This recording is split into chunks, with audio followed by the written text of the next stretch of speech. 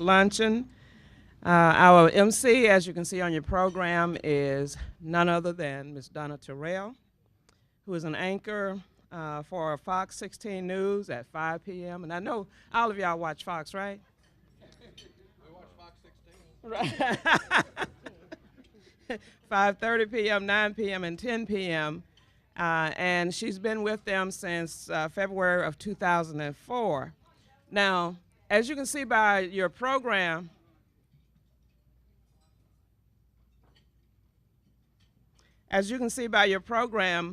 Little Rock stole her from Detroit, Michigan, where she served as anchor for WKBD TV and WWJ TV. She has quite a bit of experience as an anchor, and I'm not going to read all of this because this is in your program. Throughout her broadcast career, she's been honored with several awards, and most recently, she earned the National American Legion Fourth Estate Award for her special reports on grieving a child. And she also has a couple of Emmys awards and for her work bringing light to cosmetic surgery and breast cancer issues. She's also earned an Associated Press Award for her story on her daughter's battle with colon cancer and for a special assignment she covered on the controversial patient's right to die issue. Donna had the rare opportunity to cover a very major event, and that was a portion of Nelson Mandela's tour of the United States after his release from a South African prison.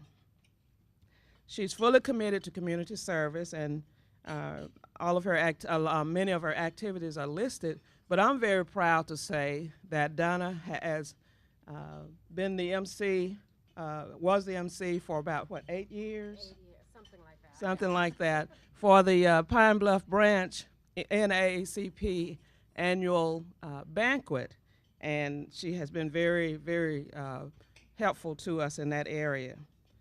She's most proud of her work in Ohio, helping to increase public awareness about breast cancer and encouraging women to take precautionary measures, including monthly self-exams. And she heads up a program in that area on Fox 16 where she sends emails to individuals. She has a Bachelor of Applied Arts in Broadcast and Cinematic Arts from Central Michigan University, and she has membership in a number of organizations. Donna enjoys traveling, and she has other hobbies as well. But what I really like about this is that she tells everyone that Arkansas is one of the most beautiful states in the country, and the Little Rock area is a well-kept secret. Ladies and gentlemen, let's welcome Ms. Donna Terrell. Thank you, Dorothy. That's so sweet of you. Thank you, thank you, thank you. Hello, everyone. How's everyone doing? Great. How's everyone doing? Great. Okay, that's better. I'm thinking, are we tired? What's going on here? What's going on? You know, it is my pleasure to event. Is the sound system okay? It's not? Okay. Well, let me just say, before we go on here, let me just tell you all, we are live right now. We are being broadcast. So I just want you to know, to be on the safe side, I like when people tell me that I'm on live, so I know exactly what to say and what not to say. Just in case, you know. One of the things I want to say as an introduction, and a lot of you may not know this, but I grew up in a small town and proud of it. And I remember, though, during those years, I grew up in a little town called Albion in Michigan. And one of the things we would always say as kids, you know, the kids in the cities, they get more opportunities. They have access to more things. And I believe then and still believe to some degree that that's true because it seems like the kids, the people, the adults just have access to more things in the bigger cities. I want to commend all of you for being here today because this is an effort to bridge that gap. And over the course of the last 3 years since this summit has taken place, it has grown by leaps and bounds, which means to me that that gap is being bridged in so many areas and on so many levels. So I think right now is a good time to give yourselves a round of applause for the work that you do.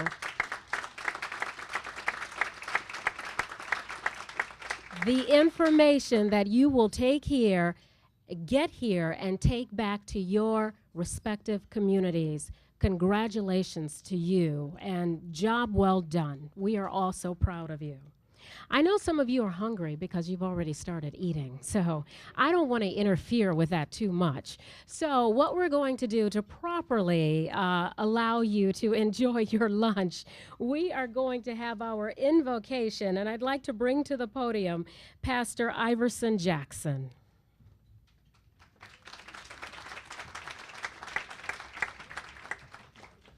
And we, first of all, we thank the Lord for forgiveness. And, you know, he can bless us in retrospect. So for the food that's already in your stomach, he will forgive you and he will make it nutritious for your body. Let us take a moment to thank him for that that's before us. Father, we do thank you and praise you for this day and this time and this opportunity and for this very occasion that you've allowed us to come together, Lord, to work together to build our cities and our communities, our family and our nation, to, Father, further build on the great principles that this country was founded on, to recognize our Creator, Lord, and all the opportunities that you have given us together. Father, let us leave this place knowing that we have accomplished something by coming together and helping one another. And we ask you to bless this bounty that's set before us as you have blessed this bountiful land. So we give you all thanks and praise for everything that's already been done, for all the things that we're going to accomplish together in Jesus' name. Amen. Okay, it's official now. Dig in. We're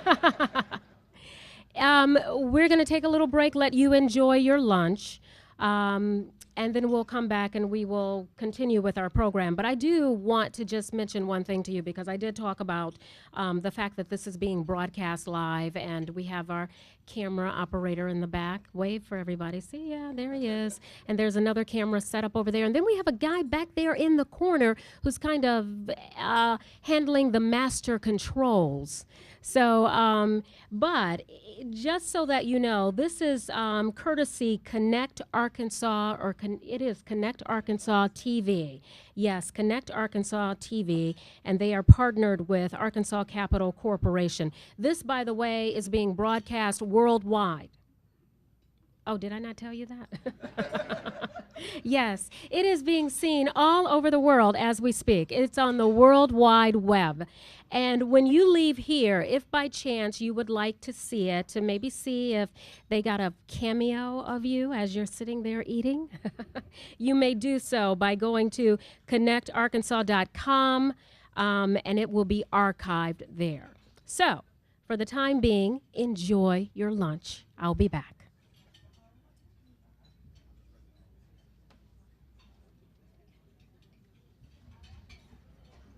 Thanks for that warning.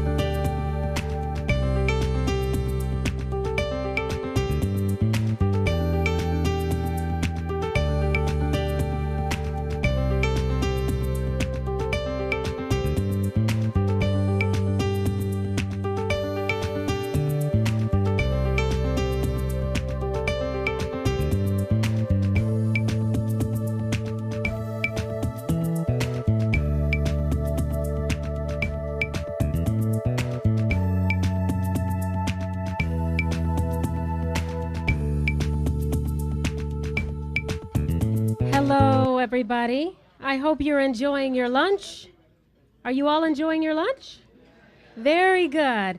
Well, continue eating. I know some of you are still midway through your lunch, and some of you haven't even touched that dessert. So I want you to just enjoy yourselves and enjoy your lunch, but we are going to move forward with the program. So I am going to introduce to you Mr. Stephen Jones, and he is the Delta Regional Authority. He's going to give us a Delta Regional Authority update, and in addition to that, introduce our keynote speaker, Attorney General Dustin McDaniel. Stephen is currently the Deputy Director of the Arkansas Department of Human Services, an agency with over 7,500 employees and a budget that's approaching $5.4 billion. His responsibilities include overseeing the Division of Aging and Adult Services, Child Care and Early Childhood Education, Youth Services, Services for the Blind, and Volunteer Services. Do you really have time to do all this? In this role, Stephen works directly with the division directors in areas that encompass both state and federal programs such as elder care and adult protective services, child care centers, at-risk youth and delinquent youth services facilities, educational and vocational training for persons with impaired or no vision, and volunteer programs like AmeriCorps in various communities. And if you'd like to learn more about Stephen, we do have his bio in your program. You can take an opportunity to read it. But I will say Mr. Jones is married to Dr. Susan Ward Jones. They have one daughter and two sons, and they live in Marion. Please welcome Stephen Jones.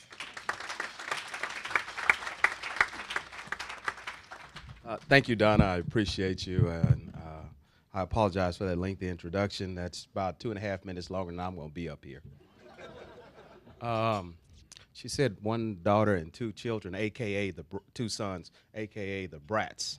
No, we have two wonderful children. And in fact, they are all on their way here to pick me up because most people invite me to do things. Susan told me I'm going to be here. I'm supposed to be in Dallas, Texas. Our family reunion began yesterday. So I would have been there yesterday if Susan had said, no, they'll be there. When you get there, you need to be here today. So I'm thrilled to be here, particularly for such a wonderful occasion and a worthy cause. Small cities are the lifeblood of what we do in this state, just like small businesses make things happen. And I'm thrilled to be here just for a little while to talk to you about my role as Governor Beebe's designee and alternate on the Delta Regional Authority Board, and to tell you about some of the things that we've been involved with. I won't obviously be able to tell you a whole lot about the stuff we've been doing. I'll direct you to our website, dra.gov.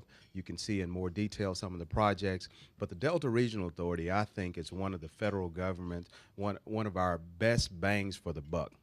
We take a little money and really do a lot of good with it, leverage it to really make a difference in the area of job training, economic development, infrastructure development, and on and on and on. I work closely in my role with the mayors and county judges and even small business people around the 42 counties of the Delta Regional Authority designated area in Arkansas to help make those things happen.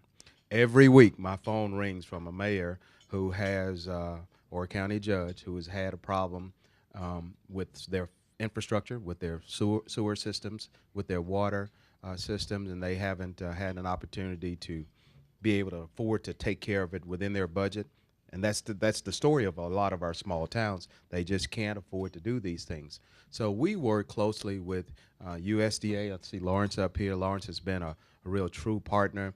We couldn't do it without the help that we get from our federal delegation. And I see several members of the staff of our members of Congress who are here. And we appreciate all the work that the members do on behalf of the Delta Regional Authority. We work to really improve lives of people in the Delta. I said it back in 2000 when we were in West Memphis. 2000, I was in the House of Representatives, and we were advocating for the Delta Regional Authority, try to get it passed and created. And we stood on the banks of the Mississippi River over in my home county in Crittenden County and had a big press conference and had about 100 people out there on a steaming hot day standing out by the Mississippi River to call attention to the Representative Baker was there with us that day to call attention to this issue. And that was the beginning, I think, of a movement that has lasted and continued to evolve over the years to help to remind the federal government that we're still a part of this country. And for years, the Delta really carried, I know, this state and in many ways, the country. And now when we fall on a little bit tougher times and things aren't as though they were, I guess, 50 years ago, there are some who would look down on the counties over in the Delta. But the Delta is here. It's here to stay, and it's going to thrive. It's continuing to be creative and innovative to meet the needs of its own region and through a number of programs. For instance, one program that we've invested in is over in West Memphis at the Delta at Mid-South Community College. They came up with ways to train their own for the jobs of today and tomorrow. Through a partnership with Federal Express, they even got Fred Smith to come over to West Memphis to tour at Mid-South Community College to help create ways for right now jobs in the aviation field. And Fred Smith said, as many as you can train, we can hire, because we need them all over, not just the country, but the world. You got to think outside of the box and think about what's needed. Mayors have to do surveys of their communities and find out what kind of jobs are there now that you need to find workers for, and then work with entities like community colleges to help meet those needs. And that's where Delta Regional Authority works to help bridge those gaps and to find that gap funding to help bring those ideas, great ideas, to fruition. So Chairman Chris Massengale sends his highest regards. He is a product of Arkansas. He's been involved with the Delta Regional Authority from its inception. Then he was working for a member of Congress and then on to be Governor Beebe's designee on the board, and I succeeded Chris. And we often say, is anybody here not from Arkansas? Great, because together, Chris and I have a pact. We're going to steal as much money as we can to bring back to Arkansas as we legally can. That's our pact. So when you get an opportunity, thank your member of Congress and remind them of the importance of the Delta Regional Authority and what we're doing. I'll tell you, I've traveled throughout each of those counties. I've talked to leaders in those communities. We are making a difference with very little. Just imagine if we were funded at levels like the Appalachian Regional Commission and some of the others who would get way more funding than we do. Just imagine the difference we could make if we could increase that funding. But we're thankful for this administration, for President Obama's administration, for keeping the focus. President Obama is from Illinois, as you know. Illinois is in the designated Delta Regional Authority area, so we kind of got him, in a position where he has to, he has been supportive as well. So with that, I will suspend my remarks on Delta Regional Authority. I just want to remind you that Governor Beebe spends a lot of time in the Delta. He's also is a product of the Delta region.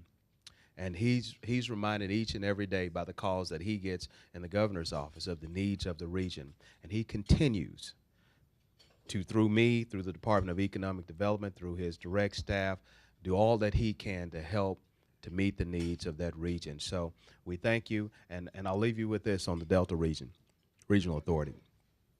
Just by fact that Susan has seen fit to place this on this program where you got small cities coming together to talk about it, I'm encouraged, and I know that our best days for this region are still ahead of us. As good as they've been in the past and as challenging as they've been in recent years, our best days are still ahead of us, because in this room we've got the collective will and the collective intellect to move us from where we are today to where we need to be in the future. So thank you all for having me here to talk about the DRA. Now, my next charge is to introduce to you somebody who really needs no introduction. He has been a friend of mine for a number of years. He hails from Jonesboro, Arkansas. You got the Delta, and then you got Jonesboro. That is a part of the Delta, but it's a sprawling metropolis. I spent a lot of time up there in Jonesboro when I attended Arkansas State, and they had the good sense to first put this man on the police department to help protect its streets and its citizens, and then second, later on, to send him to the hallowed halls of the Arkansas House of Representatives, where he led in many areas. He was one of the go-to people in the House for a number of issues that have positively impacted Arkansas since his time there. And then I think in 2007, 2006, we had the good fortune to elect him to the office of Attorney General, and there he has done a number of things. Go ahead, you can give him applause. I'll join you in that. And while there, he has done a number of things to really make a difference for Arkansans. For instance, he launched this year the Got Your Back initiative that has worked to protect Arkansans from scams and fraud. This man stands in between anybody who wants to do harm or scheme Arkansas citizens. He's worked hard to take on pharmaceutical companies. He's taken on the big banks. And in those efforts, he has brought millions of dollars back to Arkansas families, hundreds of millions of dollars for our state. And when he gets those big checks, it's always kind of cool to see the creative things that he finds to return those dollars back to Arkansans in areas that really, really do make a difference. Like right now, I'm working with his office to get fans and air conditioners out on his direction to people who need them the most during these hot days of the summer.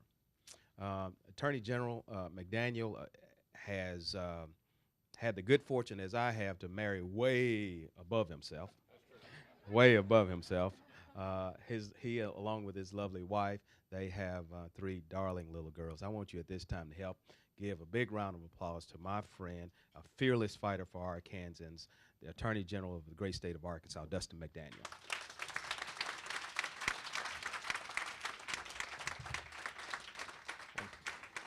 Oh, no, don't do that. Just, okay, do that. Thank you.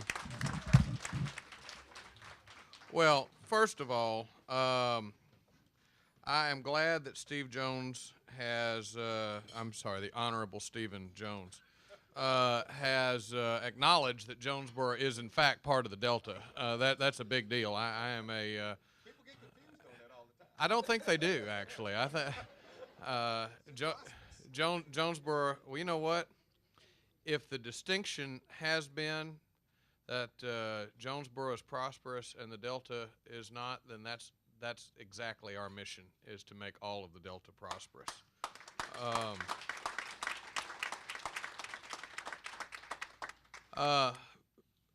Director McCullough and members of the General Assembly who are here, Representative Love, Representative Baker, I think I saw Senator Chesterfield earlier in the morning, and others. Thank you so much for your leadership. We have each of our, well, actually not each, but several of our federal elected officials, delegations represented, Senator Pryor and others.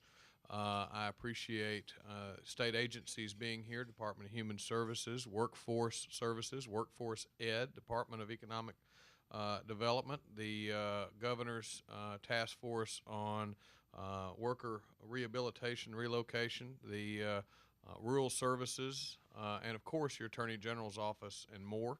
I appreciate the work that each and every one of them do for us. And certainly it is appropriate to thank Susan, whose vision is what has brought us here today and continues to see How's About It grow. She epitomizes what we were warned of in Proverbs, that without a vision, the people will perish. She has a vision, and I appreciate that vision. You know, I try and think about my own vision as it applies to this great state, where I was born and raised in our family, and live and have served all of my adult life in one way or another. You know, I think that Donna Terrell says it frequently about how she wasn't born in Arkansas, but came here by the grace of God and has made it her home.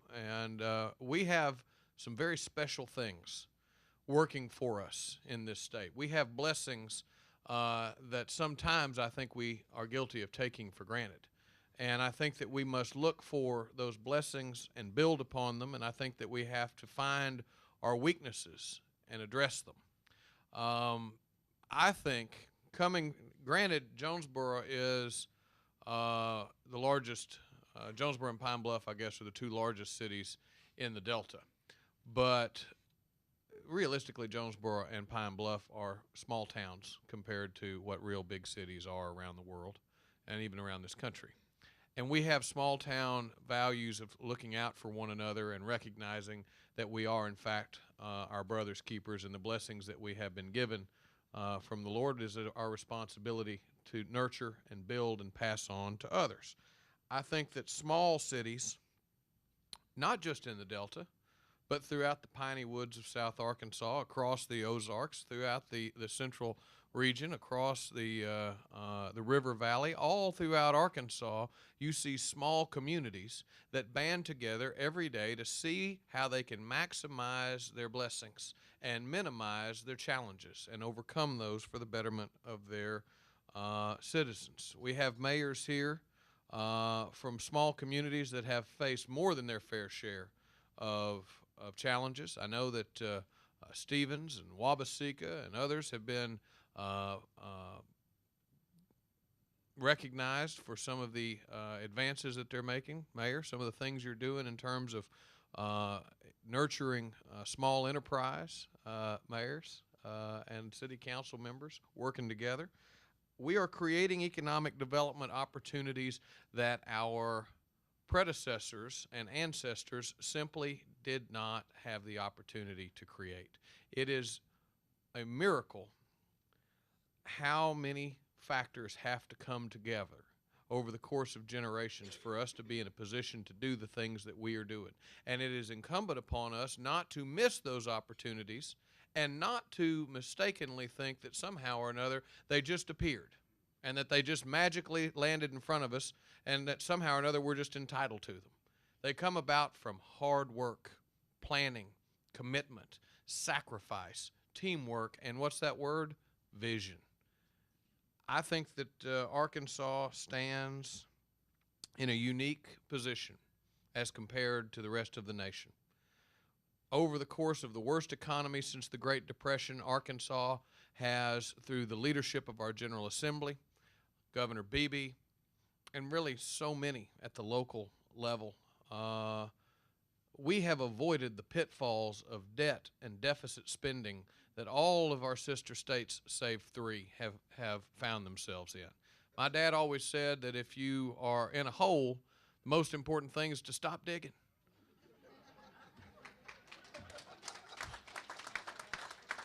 You know, as Bill Clinton would say, you don't have to be a rocket surgeon to understand that. Lots of states are in a hole. Lots of states are in a hole. In fact, 46 have found themselves deep in debt. Arkansas is one of only 4 states that have managed to keep ourselves out of debt. And have we done that through cutting services, through furloughing students, through releasing prisoners? No. Where other states have had to raise taxes, raise fees, cut services, break their promises to their citizens. And in my opinion, the worst of all, furlough their students from school. If you are in a hole, the best way to get yourself out of that hole is through educating the next generation so that they're in the best position to compete. The classic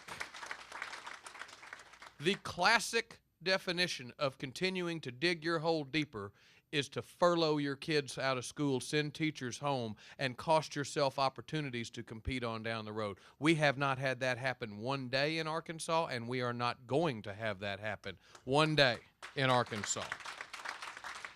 At the same time that we have seen our tax rates dropping, we have seen our test scores rising.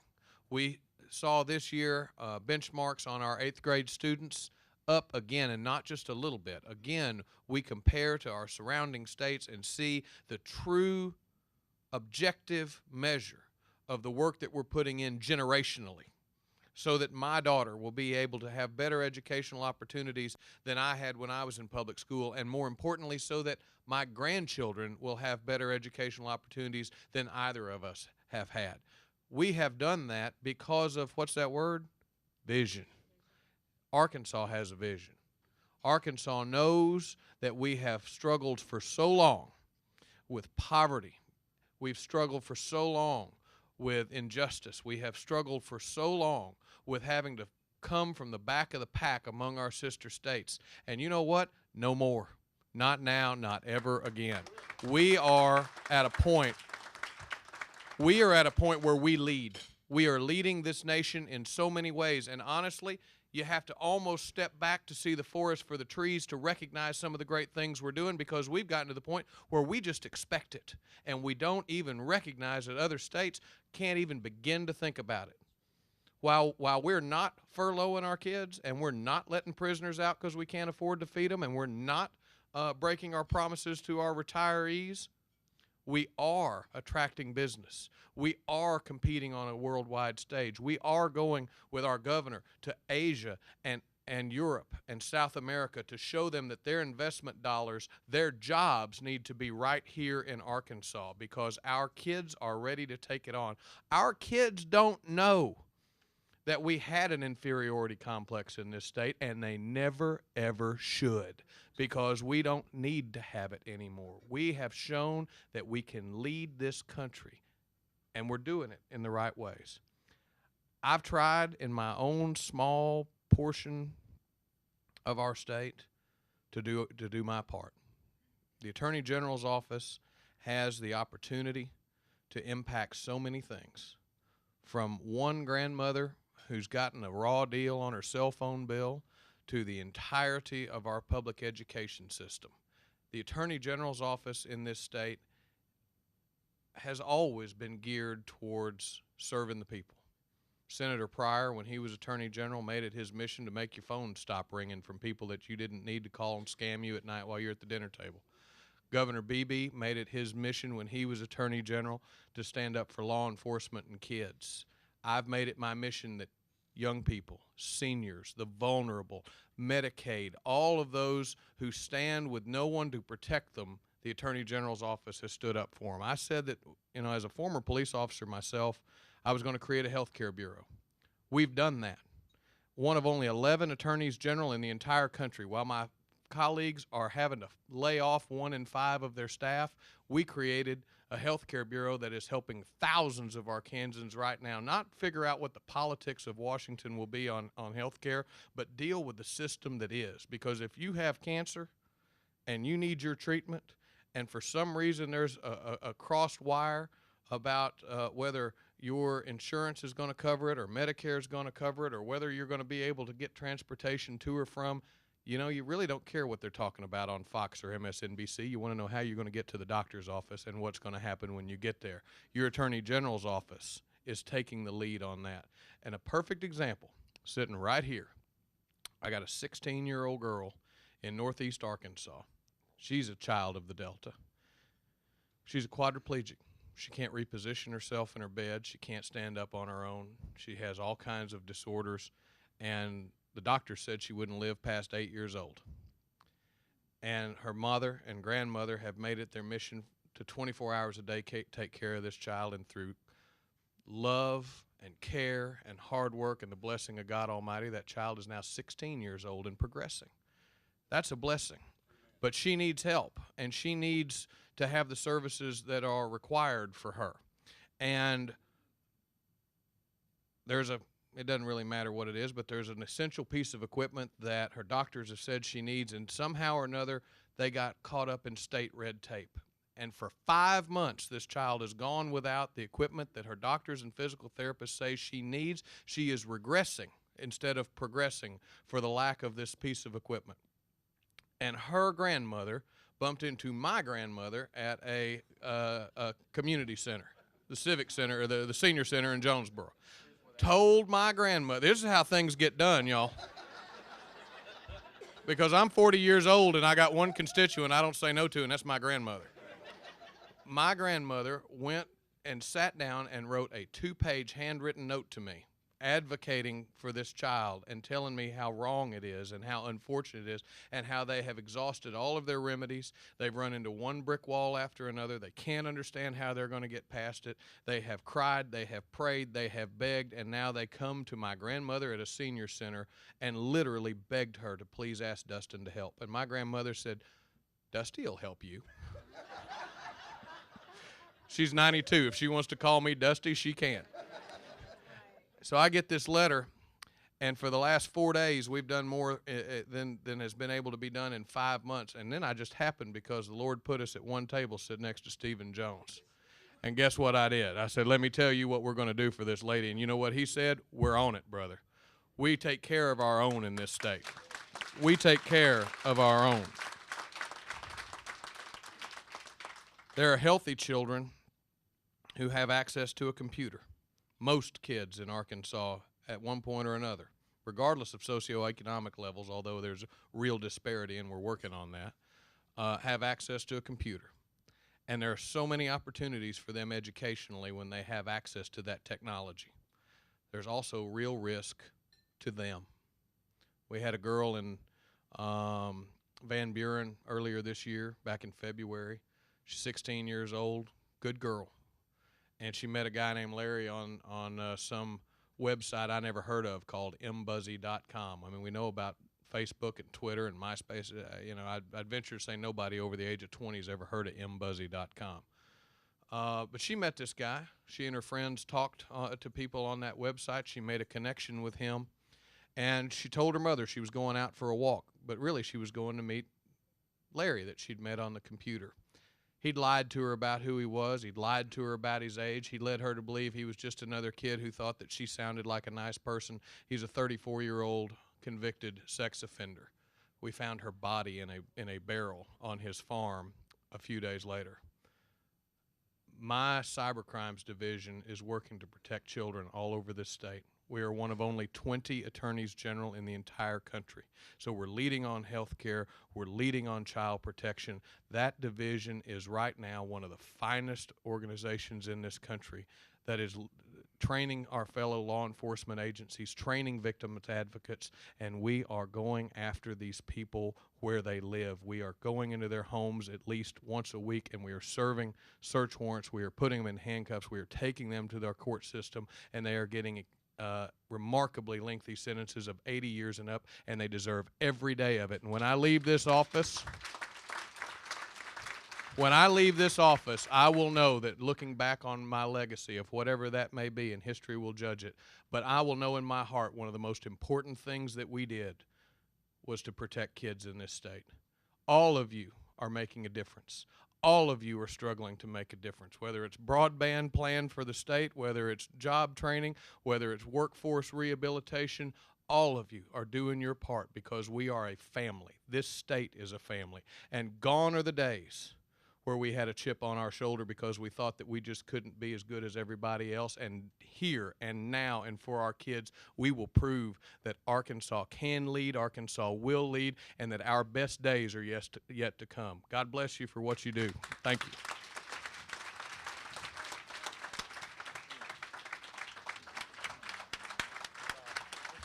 Attorney General Dustin McDaniel, thank you so much.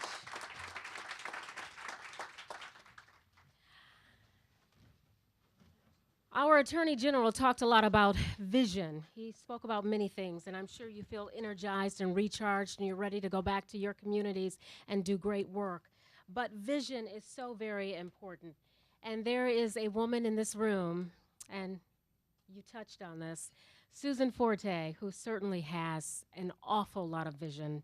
Her vision has brought all of you together and continues to bring you together for this summit each and every year, and it goes beyond that. When Susan and I spoke earlier, I told her, I said, you know, you're the mastermind behind this event. And she looked at me, she says, oh, but I had help.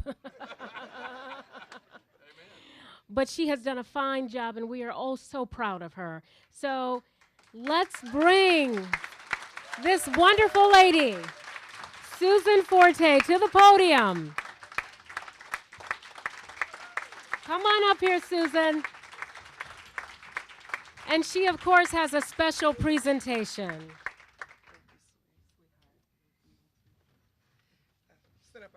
keynote speaker, Attorney General.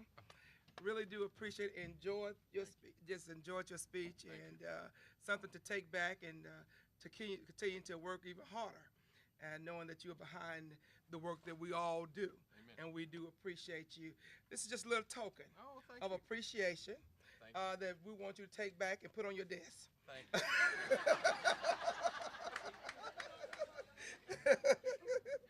Just something to let you know how much we I appreciate. use it every day. and let you know that we do appreciate you and we support you in the work that you do. And thank you for all that you do for everybody in the state of Arkansas. Again, thank you. Thank you, Donna. Thank you, Susan. And we're going to bring Susan back in just a few minutes, but, and we are, of course, getting close to the time where I know there are other things going on in terms of the summit, so Susan will come back and give instructions. But it is my pleasure to introduce to you Mr. Lawrence McCullough, State Director, USDA Rural Development. Lawrence McCullough was appointed State Director of Arkansas USDA Rural Development in August 2009.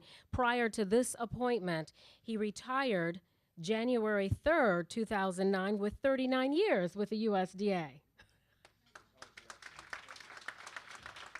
He was Director, Single Family Housing for 14 years. Prior to that, he served as Assistant to FMHA State Director, District Director in North Little Rock and Jonesboro, Farmers Program Specialist, Assistant District Director in Monticello, and County Supervisor in Washita and Lee counties.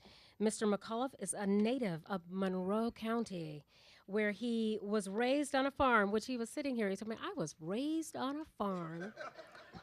He and his wife, Joyce, they have 4 children, Angela, Kimberly, Rosalind, and Jared. Ladies and gentlemen, please welcome Mr. Lawrence McCullough, USDA.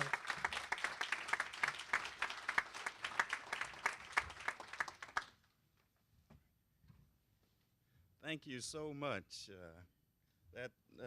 You know, I'm not used to getting that kind of introduction. That was good. I enjoyed hearing that.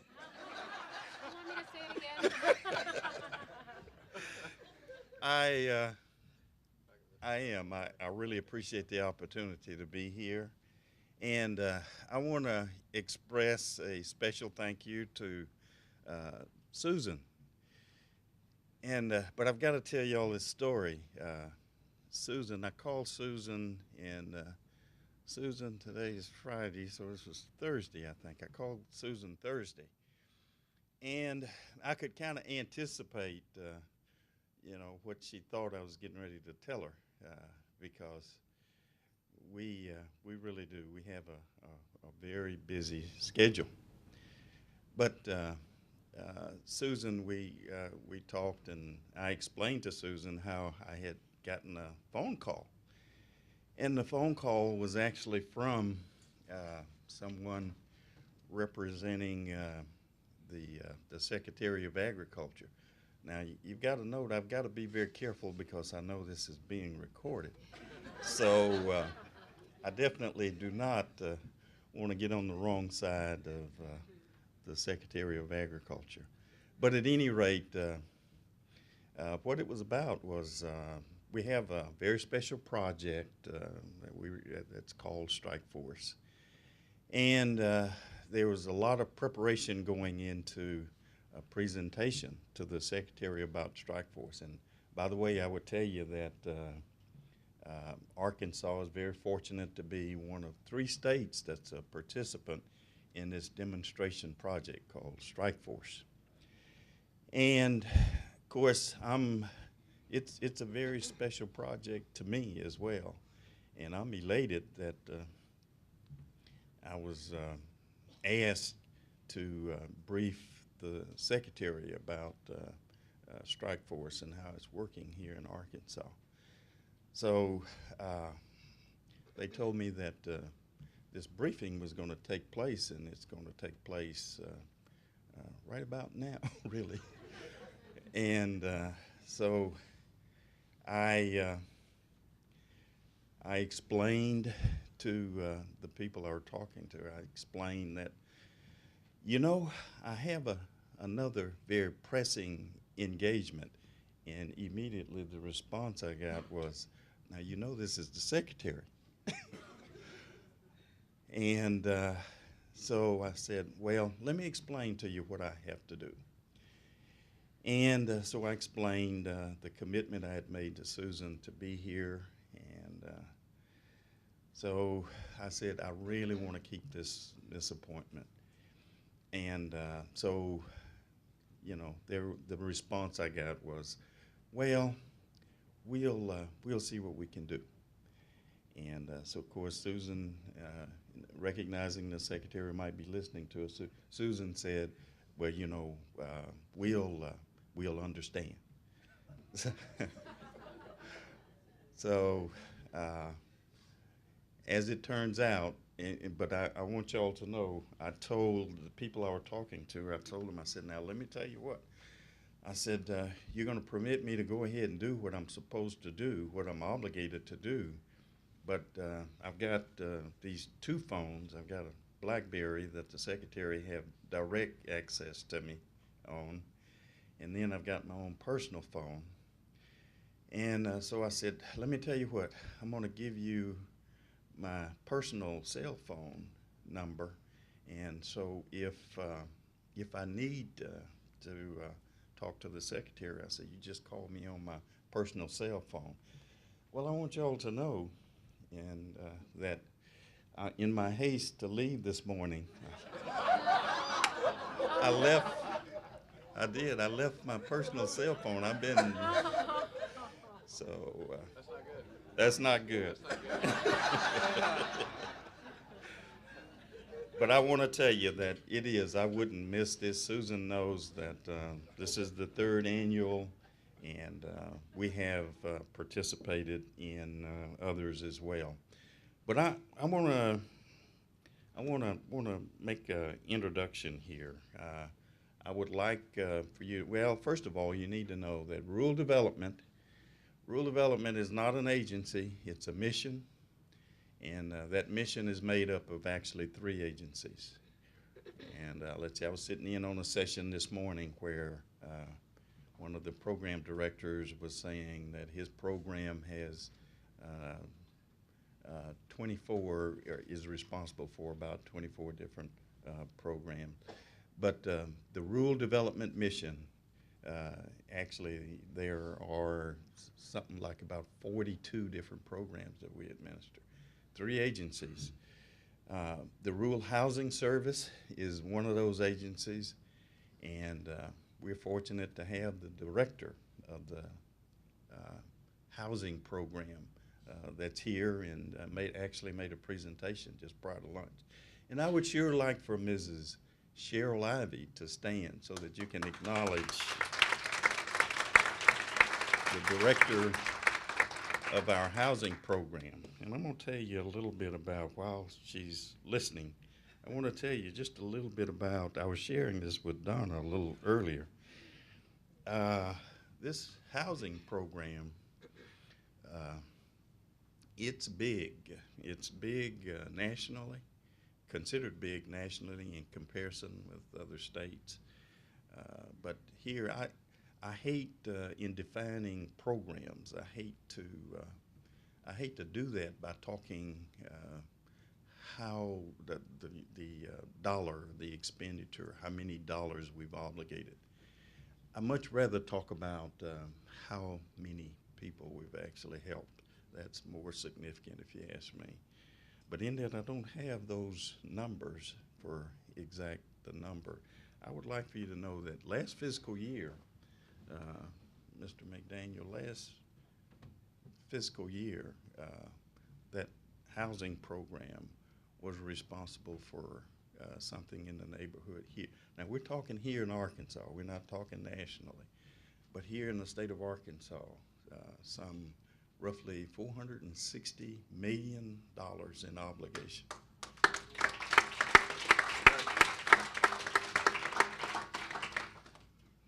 Let me see. On another occasion, I was asked. We have 3 agencies, but I was asked which of those agencies bigger. And but in that I'm here, I need to let you know that in dollars obligated, that is the biggest program that we actually administer. It is very effective. It helps a lot of people here in the state of Arkansas. And we appreciate Cheryl Ivey, but not just Cheryl Ivey. We have a core of, here in the state, we've got something like about 86, I believe 86 employees. That number vacillates, but we've got a good core of lots of folks that work extremely hard to administer these different programs. And I want to also, the Rural Housing Service, the Rural Business and Cooperative Development Service is also represented here today. Made a presentation just before lunch. And the director of that program is here. Does an excellent job. Very significant impact here in the state. Worked well with others. Tim Smith, I'd like for Tim to stand, please.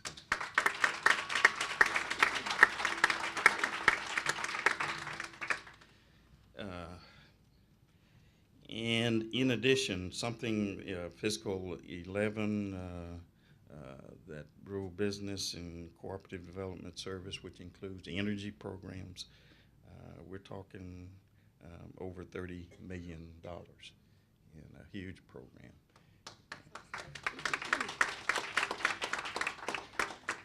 And we also have the Rural Utility Service, and unfortunately, the director is not here today, but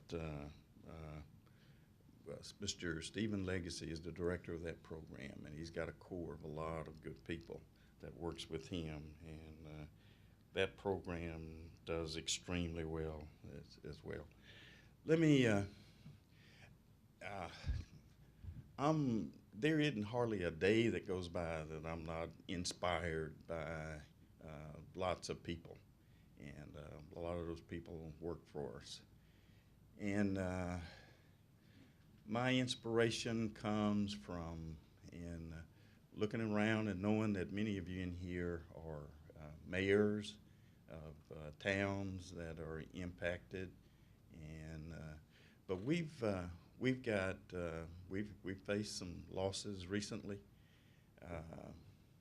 but I'm inspired by a number of people that have their own health issues, have had opportunities. There were buyout offers recently, had opportunities. They are retirement eligible.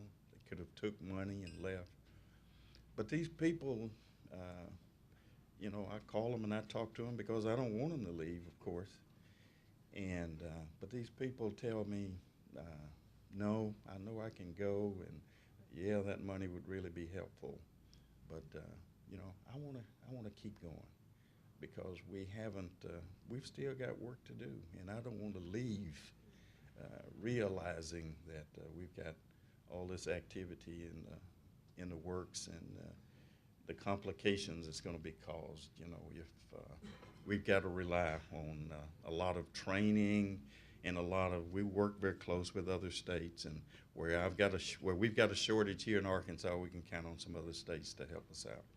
So and that's my inspiration, because in the introduction you talked about how I did retire, and but the opportunity to be of help means a lot to me. I feel like I've got something that I can contribute, and that's exactly what I want to do.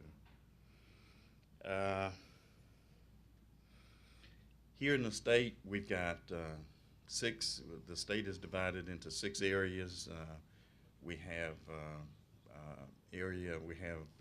Harrison, and as an area, we have Jonesboro, Forest City, Monticello, Hope, and also Fort Smith is how we have the state broken down.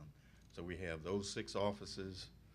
We've also got 4, currently there are 4 sub offices.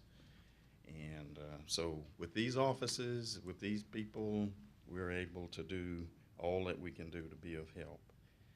I know I'm gonna get the tug here after a while. Susan, in her invitation, she says, "You guys make a significant difference," and I just want you to talk just a little bit about that.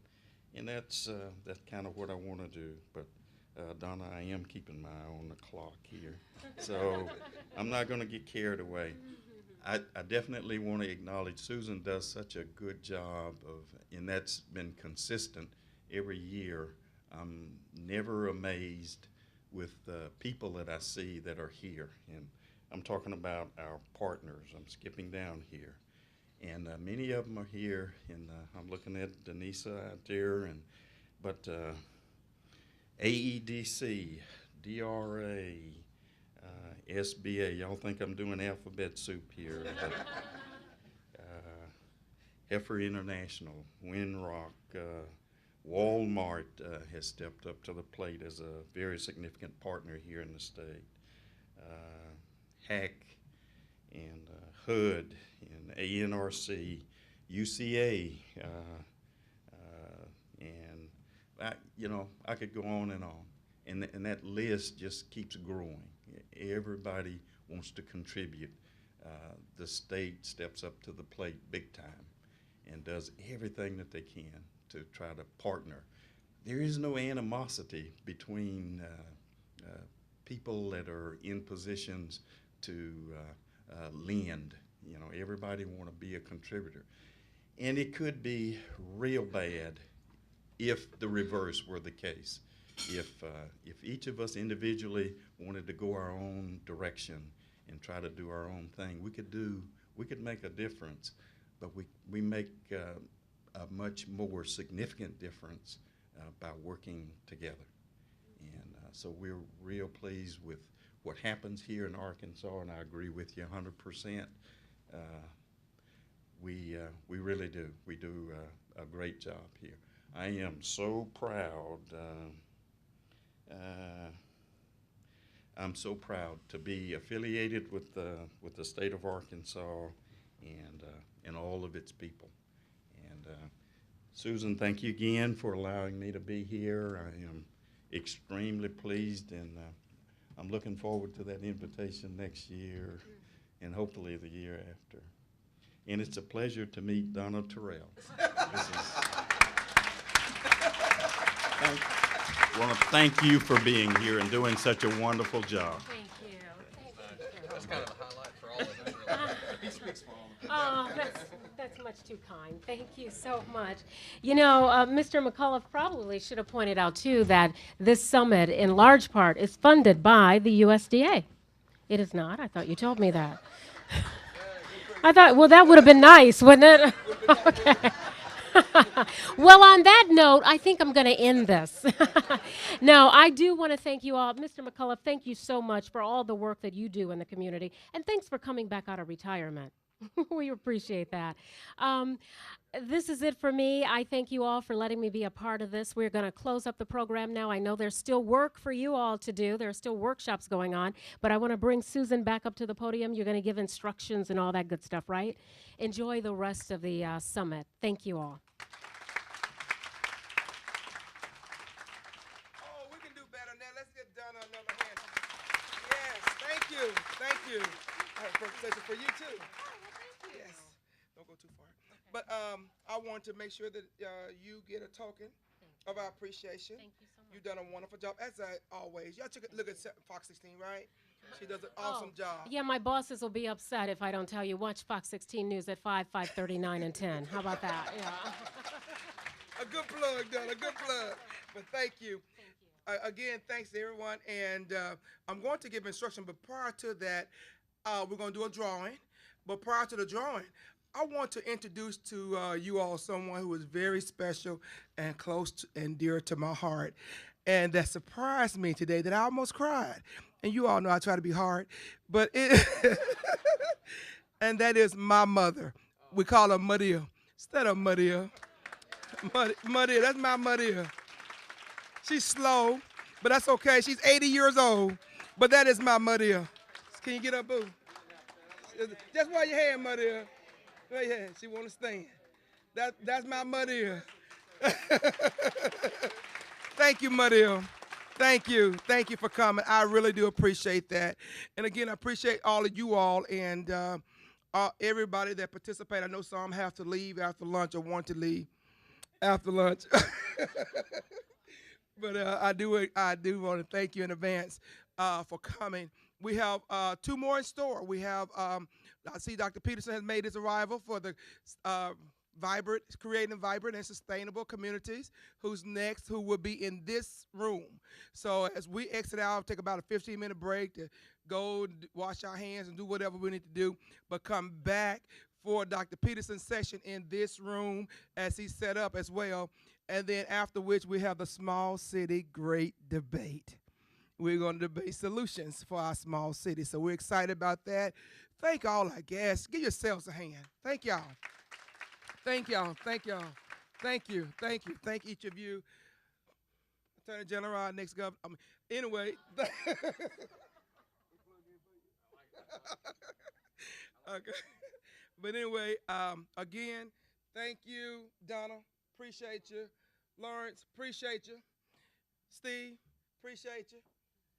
All right. And Jackson, we appreciate you. Get up. It's all about fun. It's all about fun and getting your work done. So again, thank you, and we can. I'm sorry. Come on, Dorothy. Dorothy is my oldest sister. Okay, thank you. Okay. Dorothy, which is my oldest sister. Don't go too far. I have something for you. Okay, appreciate you. I got something for you.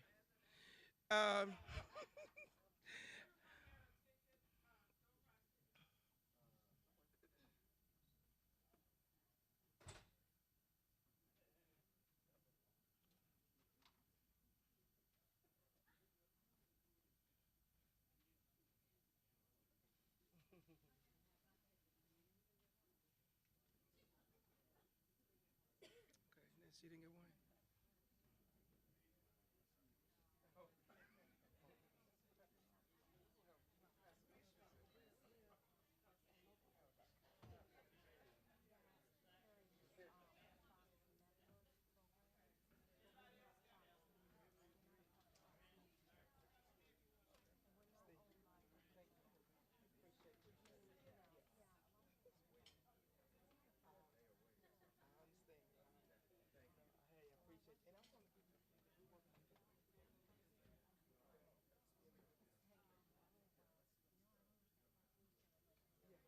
Sound good.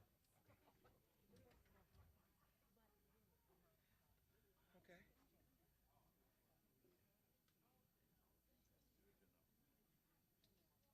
Okay, are we ready to draw? Are we ready to draw, Dorothy? Did everybody have their tickets?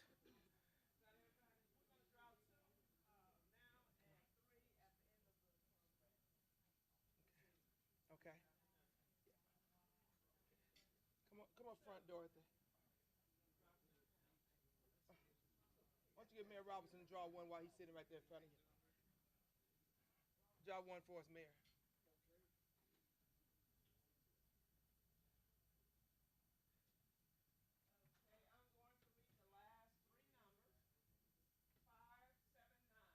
For real? You won. Yes, Steve is good. Steve won. Steve won.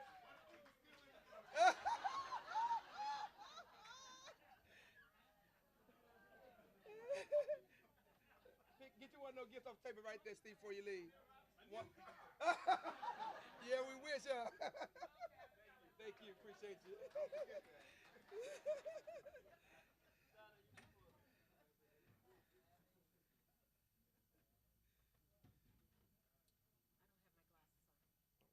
I gotta take mine off the seat.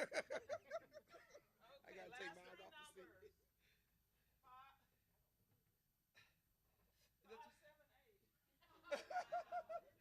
Is that Kevin?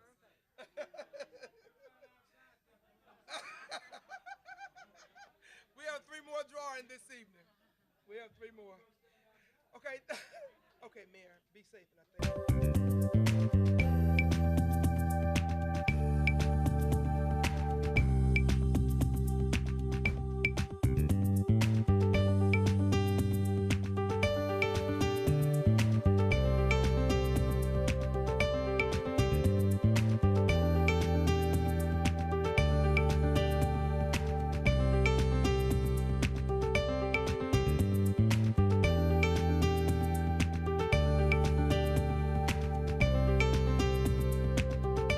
come in from the outside and take your seats. We have a good second half of the afternoon planned for you.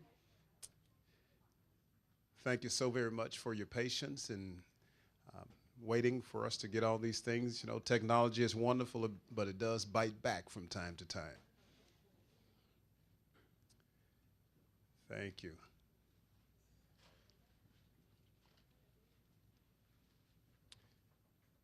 In this session here, we have very special guests. Our presenters, Dr. Mark Peterson.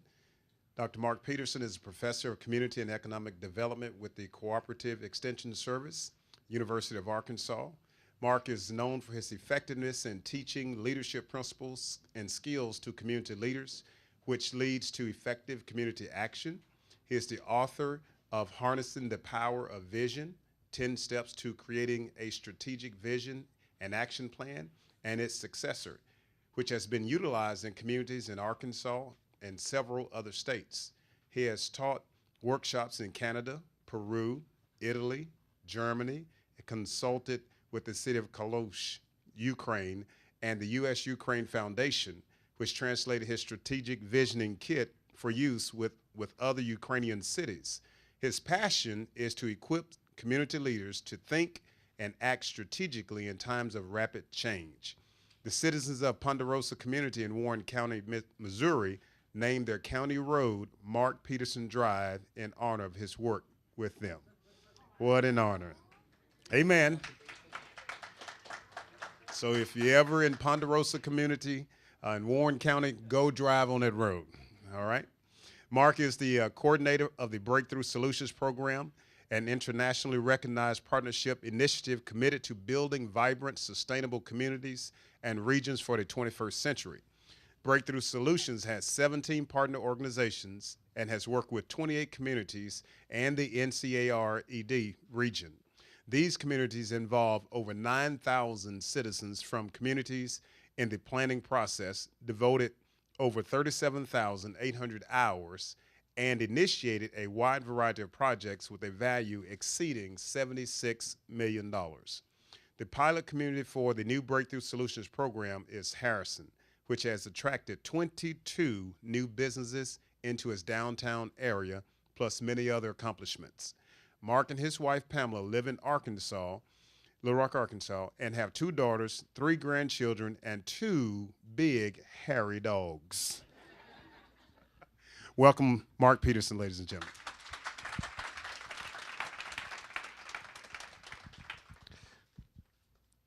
Thanks so much, Iverson. It's just great to be here. I've been looking forward to coming and interacting with you all.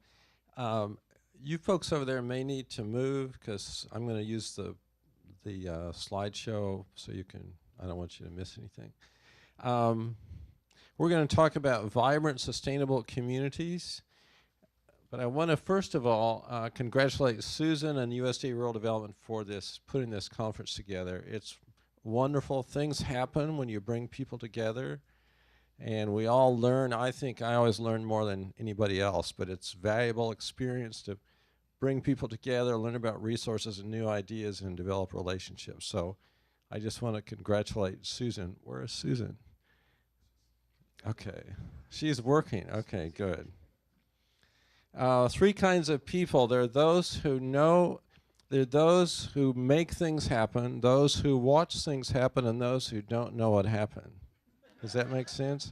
3 kinds of communities: those who make things happen, those who watch things happen, those who don't know what happened. So obviously you all are part of the group who make things happen, and I congratulate you for being here. Any elected officials here? If you'd stand. Stand. Let's give them a round of applause. You know, elected officials play a key role because they're on the forefront.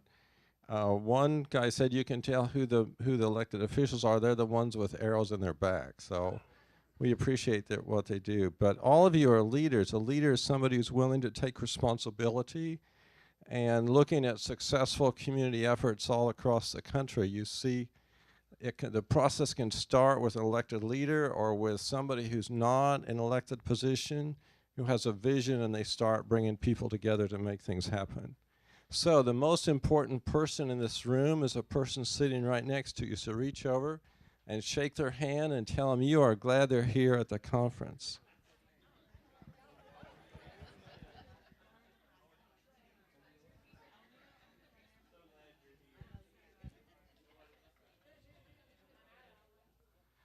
You know, you all know the Chinese character for crisis, same one for opportunity. I think in many respects our nation and many of our communities are in times of crisis, and those are times of opportunity. It means that often we become much more, those who are successful become more creative. The barriers come down between silos. People are more willing to work together. You're able to do new creative things that otherwise would not even be considered. So that's the opportunity space in this new era that I'm going to be sharing with you. Take just a moment. Just tell me, what is working well in your communities? You work in communities and you see communities. What is working well? Schools, okay. Good. What else? The desire for change. Okay. Okay. Good. You see some very successful collaborations. Good. What else? Yes. Okay. Festivals. Oh, wonderful. You know, that's a great point. And festivals are a time to celebrate, bring folks together, bring people back from who used to live there or whatever. Any others? Yes.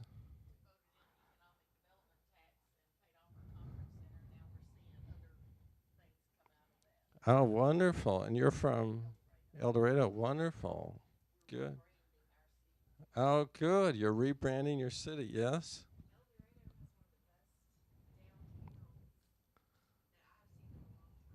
Okay.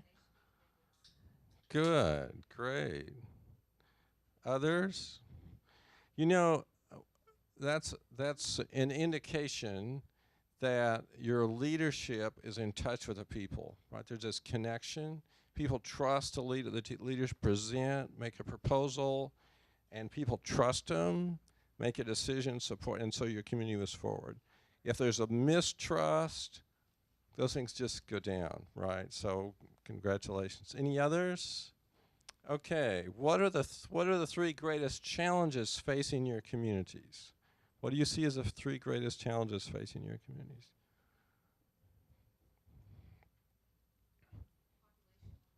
Population loss, okay.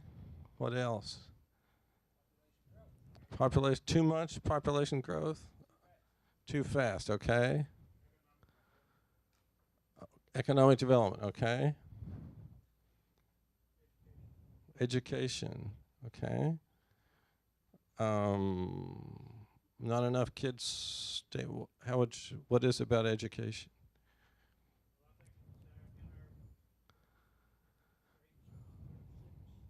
Okay. First 6 years, okay, good. Any others? Not enough skilled workers, okay. Housing, lack of housing, okay. Last call, yes. Drug use affecting the workforce. Good point, good. Okay. For those issues you mentioned, housing, education, jobs, drug use, lack of skilled workers, which do you think would be most effective? Can you see? One is keep doing what you're doing now, more the same. 2, keep doing what you're doing, but faster and better. Or 3, explore new and different ways to address these issues. How many of you think it's number 1? Number 2? Number 3? Okay, I agree. That's what we're going to talk about today. And that's what our Breakthrough Solutions program is about. I want to share some incredible stories with you. You know, I learn the most from what other people do. You know, you go someplace and you learn things. You say, wow, that is so neat. How does change happen? Breakthroughs learned from other communities. Communication is very important. I wanted to share a story. There was this guy, comes home from work, he's sitting on the sofa, he's watching TV, and his wife comes in with a newspaper and whacks him on the head. And he said, well, what was that for? And he said, who is Laura Lou? And she said, I was doing your laundry and I found this little slip of paper in your pocket that said Laura Lou. He said, well, this was in Hot Springs, by the way. I was over at the races and I bet on Laura Lou. So she says, okay, I apologize. I'm sorry, honey. So about an hour later, she comes in with an iron skillet. Bam! Whacks him on the head. He's knocked out. He wakes up. He said, why'd you do that? And she said, your horse called.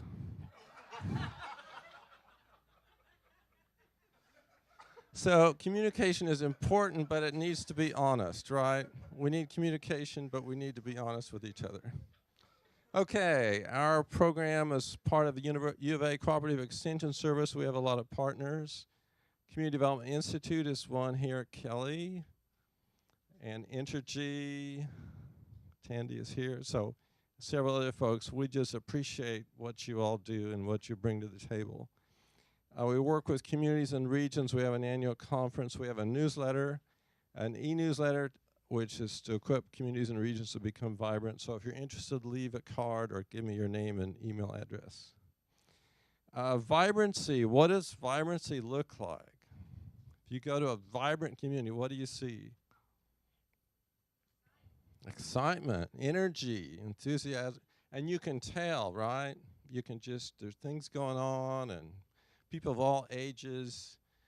So energy, activity, density, walkability, livability, a sense of place. Festivals and gatherings are part of that energy, right? We're going to talk about sustainability. This is a little tougher to grasp. Community and economic development takes advantage of present opportunities but lays the foundation for our children and grandchildren, right? So it's not just about current issues, but how can we leave something that the next generation will benefit from? Economically, socially, environmentally, and energy-wise. How many of you visited somebody in one of these communities in Arkansas? Hold up your hand. Nobody. Well, maybe because they're ghost towns. If you ever been to a ghost town in Arkansas, there's a bunch of them. Why did they disappear? Why do you think, Susan? No action. The opposite of the vibrancy and energy, right? What else? People left, no opportunities. What else? No vision. Or the vision became outdated, right? The environment changes. If we don't change with the environment, what happens? We're toast. Is the environment always changing? It's dynamic. It's always true of businesses, right? Businesses that don't change are in trouble. I want to share with you a story about Park City, Utah. I went to a conference there a couple months ago. This is 45 minutes from Salt Lake City. It's up in the mountains. And Park City was almost a ghost town in the 1950s. It became a vibrant tourist mecca that now attracts over 3 million visitors a year. Population 7,500 people, attracting 3 million people. Isn't that interesting? How do you think they did it? Well, they reinvented themselves, right? When the environment changes, they changed with the environment. They said, okay, what are the new things that are coming? How can we take advantage? The first one was from mining, from silver mining to skiing. So there were these mining companies that owned a lot of land. So in 1963, one of them started a ski resort, and that started the whole process of becoming a skiing center in the West. The next shift, they reinvented themselves from skiing to a year-round resort community. So they have a film festival, good marketing. Bringing the 2002 Winter Olympics was a huge deal, right? Now, if you're just working with a community or you live in a community, you know, these opportunities come along, and somebody's going to win, right? Somebody's going to get, and they went for it, and they were successful, and it took Park City to another level. They got international attention.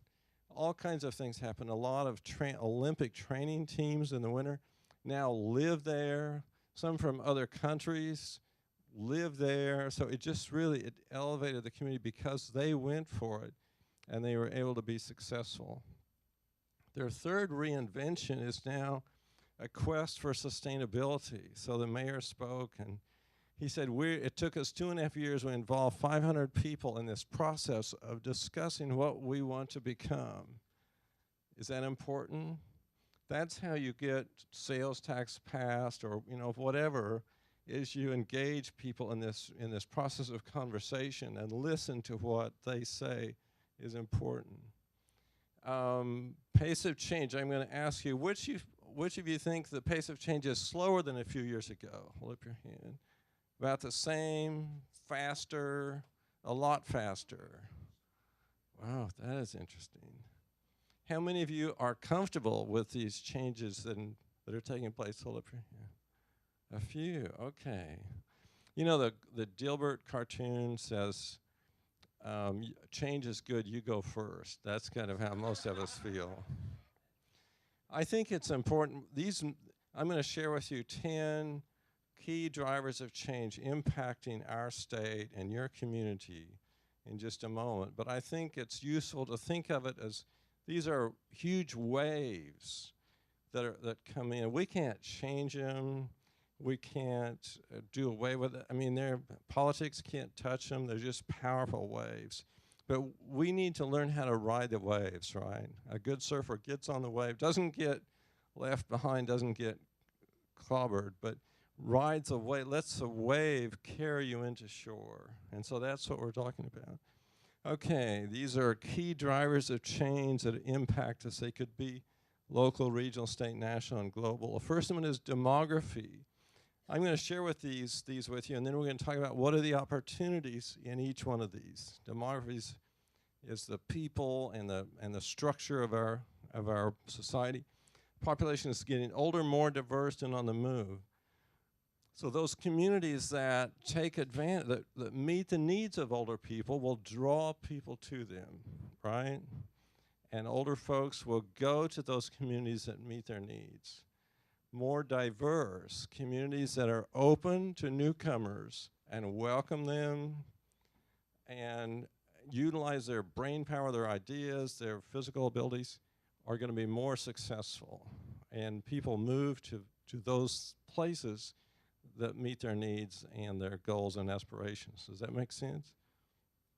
Number 2, economy. Creative frugality is a new prosperity. So it takes more creativity and frugality. How can you use your resources and leverage them through other resources in the community? And we're going to see some more examples of that, but being very creative is very important. Number 3, age of accountability. Scarce resources cause greater scrutiny and accountability, greater expectations. Have you experienced that? Have you seen that? Just read the paper. They're always hauling somebody in for making some decision that gets them in trouble. And I think this has become a big deal, and it affects people in agencies and businesses and local communities. And you see mayors get in trouble, or a city council or a school board, because in times of scarce resources there's more scrutiny. So we just need to understand that and play it straight. Technology, some of the folks from Connect Arkansas, Emerson is here, and Marie. And so knowing, tapping technology is a big deal. E-government, e-tourism, e-commerce, e-health, all these have real potentials. Globalization, global marketplace for ideas, products, talent, capital, and competitive advantage. Many examples of communities or businesses that now export using the internet that have just been very successful. Localization, sort of the opposite of globalization. This is a big deal because every community is unique and special, has its own history, so taking advantage of that is a big deal. Local foods, arts, crafts, music, drama, history, and so forth. If you visit a community, do you think, where would you go to see something really unique? It wouldn't be the Strip, right, or the Walmart, or the fast food places. You go downtown, or some historical place. All of those have great potential. Quality of place, building communities for people, livable communities. This is a big deal. When many people can live any place they want to, they go to the cool place, right? This is not about size. It's about having this cool place that's fun and energetic and beautiful, and you get engaged. You fall in love with that community. Sustainability, sustainable development for the future, and I'm going to give you an example of that in a moment. Tri-State Mining District, Missouri, Kansas, and Nebraska, for many years was the largest miner or source of lead and zinc and iron ore in the country. And they didn't do a very good job with sustainability or pollution, so Fence, Kansas was declared a dead zone. Is that wild? In contrast, the Minnesota Iron Ore Trust was established to take a small percentage of the income from the iron ore mining and put it into a trust that would help plan for the future and have economic diversification and to deal with pollution. So here's a great example of one area that was thinking long term. They knew that there's a finite amount of iron ore, and when that's gone, it's gone. And the other one, they just mined it and had real trouble with that. Mother Nature in transition, climate change, natural disasters, drought would come under that. Here's an example of Mother Nature in transition and sustainability. Greensburg, Kansas, population 1,574. On May 4th, 2007, had an F5 tornado hit the town. It wiped out 95% of the buildings. 11 people were killed. This was just a terrible disaster, right? This is a shot of downtown before the tornado. There's a shot after the tornado, and you just, tremendous devastation. So what did they do? They decided to rebuild in a green way. And so a nonprofit was formed called Greentown Greensburg. The city council passed ordinance that said all public buildings must be platinum LEED certified. They now have 10 windmills that provide electricity for the public buildings. They have the highest LEED certification buildings in the country per capita. This is a town of 1,574 people. They've lost a third of their population, but the ones who were there are committed to rebuild. Ironically, the people who were opposed to any change before, they left, right? They had change in spades and they left. So the ones who were left say, we want to make this happen. This is a picture of the tornado after the tornado came through, and now they have a sign that says Greensburg, Kansas, stronger, better, greener. Number 10, geopolitical pressures and events. So the federal debt, tensions in the Middle East, and so forth, all impact us. I think an overarching driver of change is a fast pace and interrelatedness of change. So how do we deal with this change? I think there are three ways, three styles of leadership. The first one is to be proactive. Proactive leaders, they seek out what are the opportunities and what's good information to address those challenges. This is from my research in Missouri of local government officials. Second is reactive. You wait until stuff happens. And the third is retroactive. You make decisions based on the past. It's like driving down the road and you're looking in the rearview mirror, and that's how you see things, is through the past. Does that make sense? You know anybody like any folks like that? I know, you don't have to admit it. The trouble with number 2 is that many opportunities don't surface. And then folks in number 1, they go out and they seek or they find or they create opportunities that never show up on the radar screen. Is that your experience? Does that make sense? Okay. If you don't, if you're retroactive or reactive, you may end up with a community like this. That one's cuckoo. That would be the worst, right? This is in Norway. So let's talk about identifying assets and opportunities. I'm going to, let's, 2, 3, 4. I want you to take a few minutes in your group, and this is an asset, right? And I want you to talk about what are some opportunities of what you can do with these assets. So the first one is history and stories. So you 3 tables here, history and you can just stay where you are, but discuss what can you do. History and stories are an asset, so what can you do with that? Number 2, butterflies and chuck wagon, the table back there. What can you do with butterflies and a chuck wagon? 3, a construction chef, a construction crane, and a chef. And so you 2 tables right there, talk about that. Solid waste, the group right here. And the last one over here is second coldest city in North America. If that was your community as an asset, what can you do with it? Okay, go to work.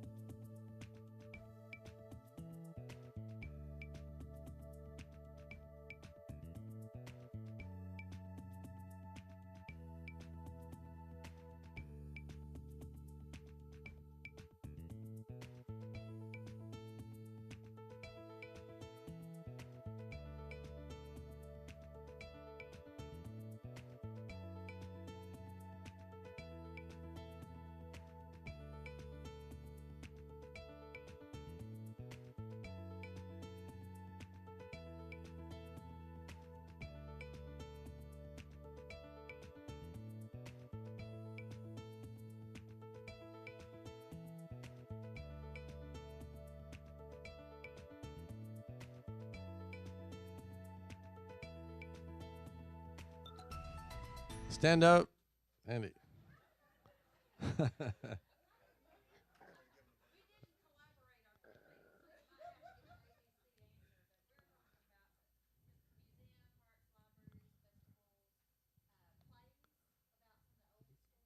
Good, good. Okay, terrific. Yay, next table, what'd you come up with?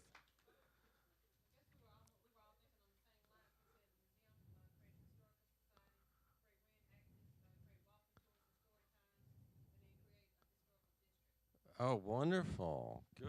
Let's give them a hand. Next table.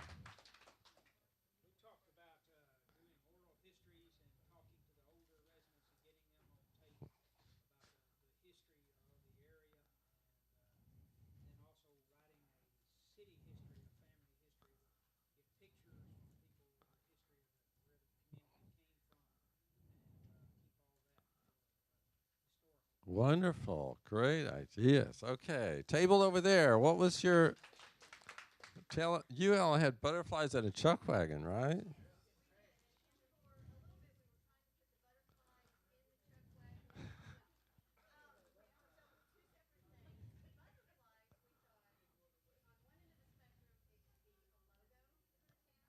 Good. Logo.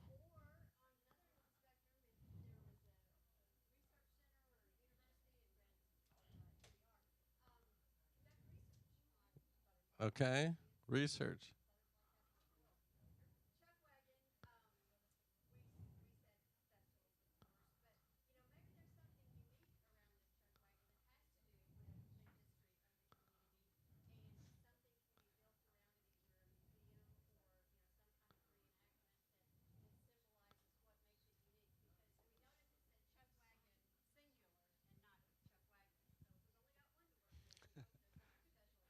Good. Great job. Yeah.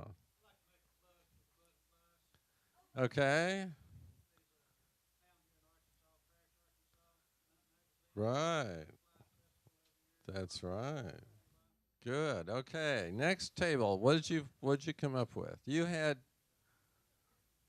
construction crane. Stand up. Who's going to report? Stand up.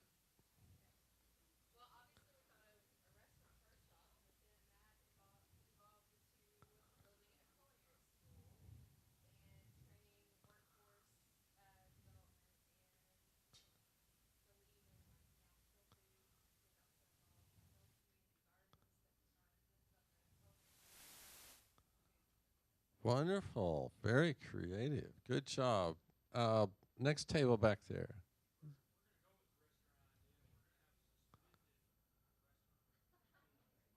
Okay. Good. We're going to, you guys are good. Table here, what you have? Solid waste? Okay. Right. Okay. Okay, good, good. T- Group over here, what's your report?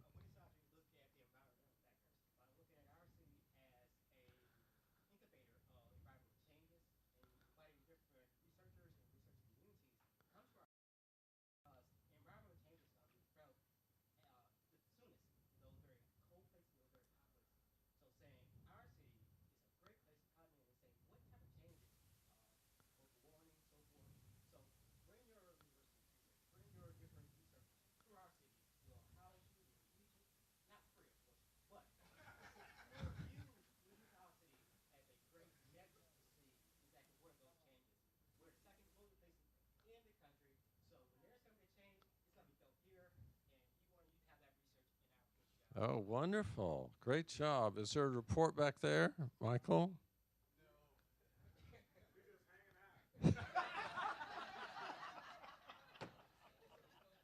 That's one of the more honest responses I've had. Are we all set? Did everybody give a report? Okay, terrific. I'm going to share with you a couple more watermelons, streets, walls, vacant buildings here in just a moment. But you all have real creativity. Colquitt, Georgia is a town of about 2,100 people. They were losing population. It's in the middle of nowhere. Loss of jobs in agriculture and manufacturing. They created Swamp Gravy Institute. It's a play that features local stories. They've shown it to 90,000 people. They've shown it at the governor's mansion.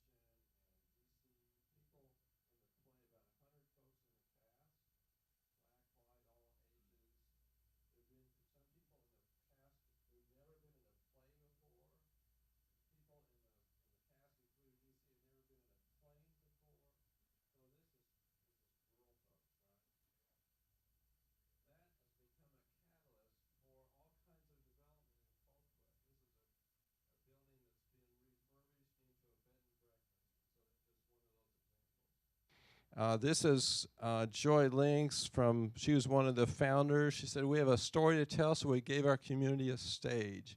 We wanted to create something that was so interesting, everybody wanted to be a part of it. So it's just a great example of doing amazing things with starting with few resources. This is Shepherd of the Hills Theater in Branson. How many folks have been there? I understand that was a catalyst for Branson to become a tourist mecca. And now Branson attracts about 7 million people a year. Of course, they have a lake and it's beautiful and so forth, but that is huge. And it has to do, it starts with stories and presenting stories in a compelling way.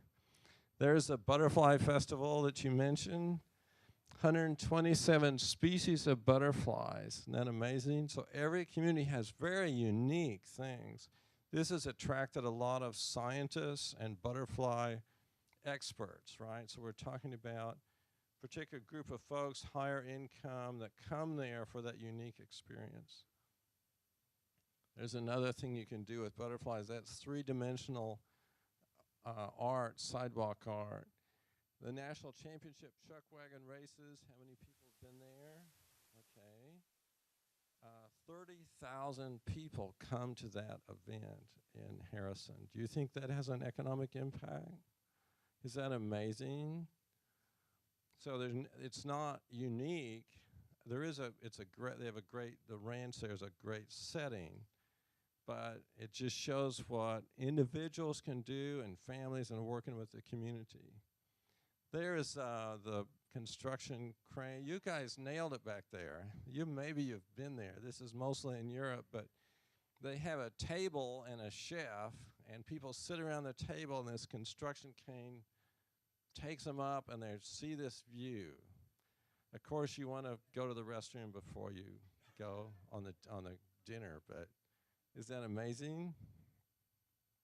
This is in North Carolina. There's a big landfill. They capture the methane. They use that to heat community college. They use it for glass blowing, pottery kilns, tilapia pounds, and greenhouses.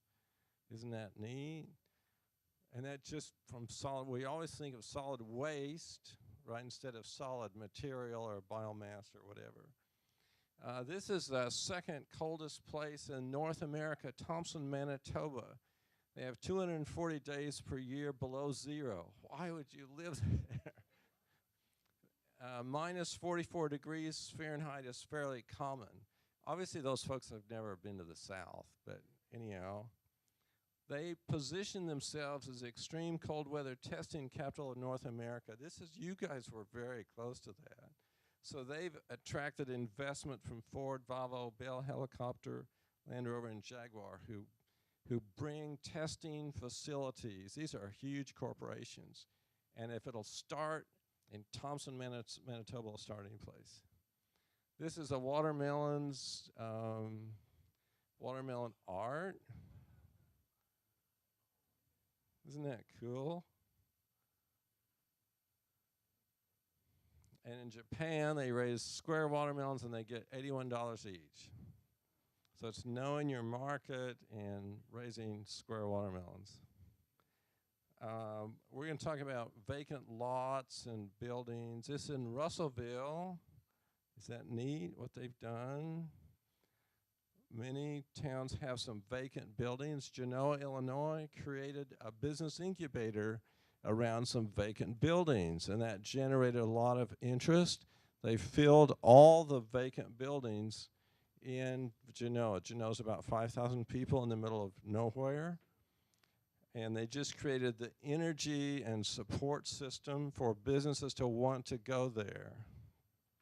This is in Harrison, showing what's possible when you make a place more livable and walkable and beautiful and so forth. This is in Eureka Springs. This is a parking lot, a wall and a parking lot. Is that neat? And this is sidewalk art. This shows what kind of murals can do. Isn't that amazing? This is in Little Rock. They show movies on the side of a wall. Are there many communities who could do that? Is that cool? Get kids involved. So it's a matter of use of assets, different kinds of community capital. So when you engage in community economic development, you increase the wealth in your community. This is in Massachusetts. It's really an asset map, but it's a tourism map. So you look at it, it's cute, and you say, wow, I'd like to, so while I'm there, I want to go to these other cool places. And the opposite is when you have a map of deficits, right? This is how we used to look at things, as what's bad and what are the problems in a community. This is in Australia. So the question is, who would invest in a place like that, right? It used to be you approach funders and say, here's how bad things are, you should invest in us, right? And now it's we have assets and we're moving forward and we want you to be a partner in the process. And that's mapping those assets on a community, region, or state or national level. So working in a region has tremendous merit. This is our model. You leverage assets to create breakthrough strategies to realize your vision and results you can measure. And the key drivers, which we mentioned, impact that. A breakthrough is an advance or innovation. It leverages assets, becomes a catalyst. Here's a few examples. Everybody knew before 1910 that you couldn't grow rice in Arkansas. And two brothers, a brother and a brother-in-law, went to Louisiana and learned how to grow rice. And so this was a breakthrough with almost $1 billion of direct impact. Here's another one, the KIPP School. And the KIPP School, which you all are familiar with in Helena, takes kids and turns them into academic stars. And so it changed the paradigm. We're talking about changes in paradigm. It's like the 4-minute mile. Everybody knew you couldn't run a mile in less than 4 minutes, and then Roger Bannister did it. So that's what we're talking about is a new way of looking at things. By the way, you may know Little Rock is called City in a Park. Isn't that cool? Think of a big park and a city in the middle of it. McNabb, Arkansas, in western Hempstead County. Everybody knew that a little bitty town doesn't have the resources to do anything. Population 87. They created a park, a trail, a festival that attracts a couple thousand people. They have a new city hall, and they have a new community center. The Delta Technology Education Center, a former bank building, is now a center for learning and learning about computers. Kids are in there, and people of all ages at different times. They just opened a new education center. David Rainey, hold up here, David, is on the board, is very much involved in that. So it's another example of taking some resource you have to make it really significant. They're all around us. They come from leveraging, connecting assets. Harrison was our pilot community in Breakthrough Solutions. This is their website for CORE, as a group concerned about the revitalization of downtown. This is the context. They're 35 miles from Branson, and you know where they are. So there's the courthouse, beautiful courthouse. They've attracted 32 new businesses into their downtown. Isn't that amazing? So how do they do it? How do you attract businesses? You create this environment, and you start things going, and you change the conversation. You make things more beautiful. You inform people. You engage them in the process. They engaged the community. They had a hub and spoke system, different task forces working on different aspects. They did a survey. Almost 80% of the people they surveyed said this is important, so it gave political support for what they're doing. They did an asset map of the area.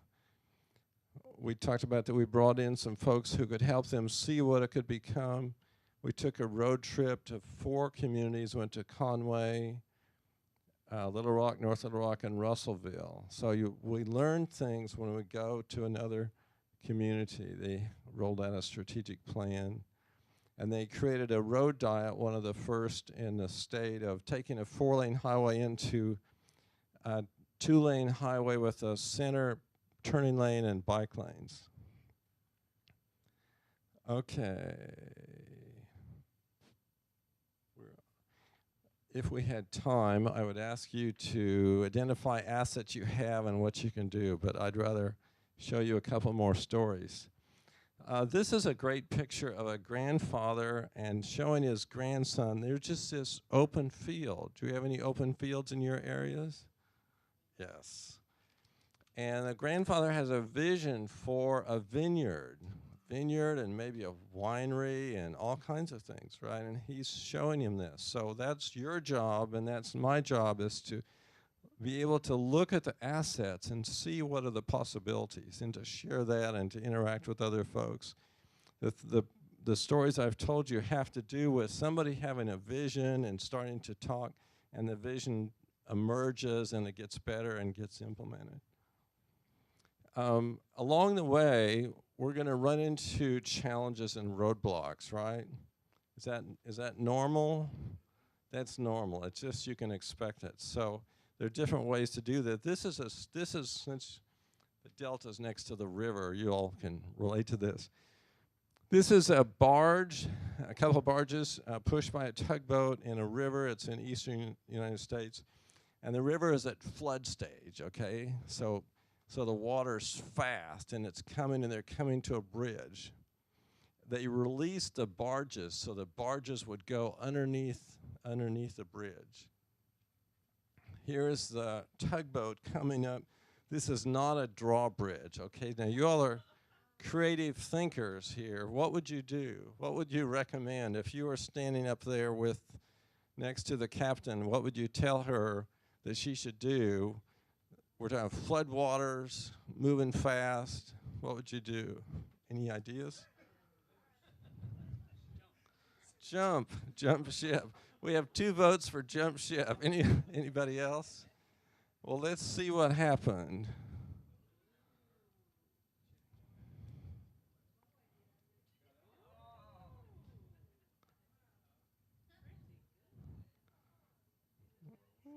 Is that amazing? So don't give up hope. Other people do crazy things. You can do it. I want to show you a little story, and then I have a final story.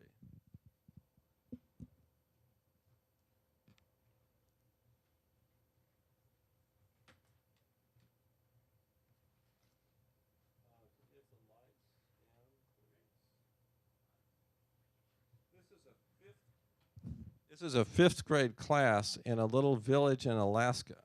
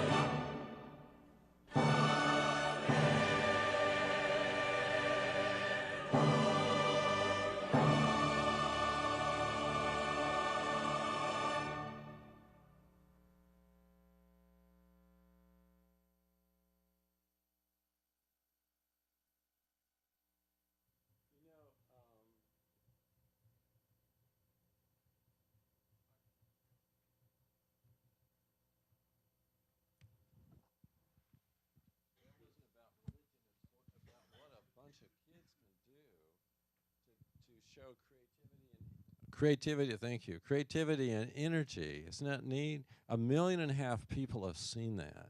1.5 million. This is fifth graders. Do you have fifth graders in your community? Wouldn't it be neat? I mean, we're not talking about any money. You could do this for free. Okay, what do you see? I am almost done. What do you see in this picture? Pardon? Road, what else? Suns. How many of you see a sunset? Hold up your hand. How many of you see a sunrise? Hold up your hand. Oh, interesting. How many see a road? Well, this is kind of, how many see all three? This is kind of symbolic, right? The road, it just keeps going. That means your work is not done and my work is not done. It's a continual process, a development process. Buddy Vlines, Pulaski County judge, said every project he's involved in has taken 8 years. So it's a continual process. You do something every day and you work on it. I think many communities are like this picture. Is this a sunset? Or are they going down? Or is it a sunrise and a new day? And I think that's what it's up to you and for me is to help it become a sunrise with new opportunities. But it's hard work and it takes commitment, but we can do it together. Thank you very much.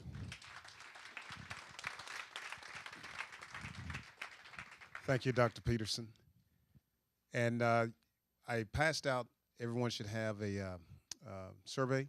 If you would complete those and just leave them in the center of your table, and we'll pick those up. And we will be getting ready for our next session. Excuse me. Dr. Peterson, we would like to present this to you and say thank you for that great presentation. Amen, because all of us want to be a part of a vibrant, sustainable community. Amen? I'm getting my amen mode. Okay.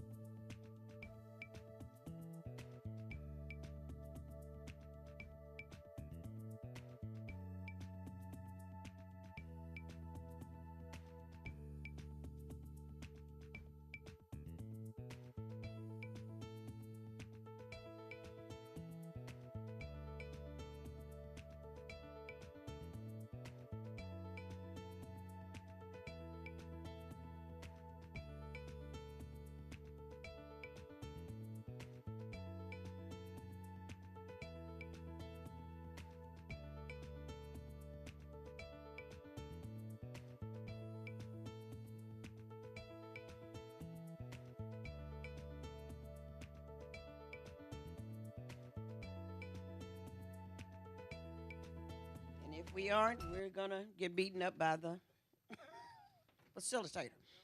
Right there. This. Does everybody? Yes, there is one right down here, sir. And if not, I'll get off the podium. Y'all can have my seat because all I'm going to do is introduce you. Ladies and gentlemen, it is my honor to act as your facilitator this evening. I heard. I promise I'll just be as. Okay.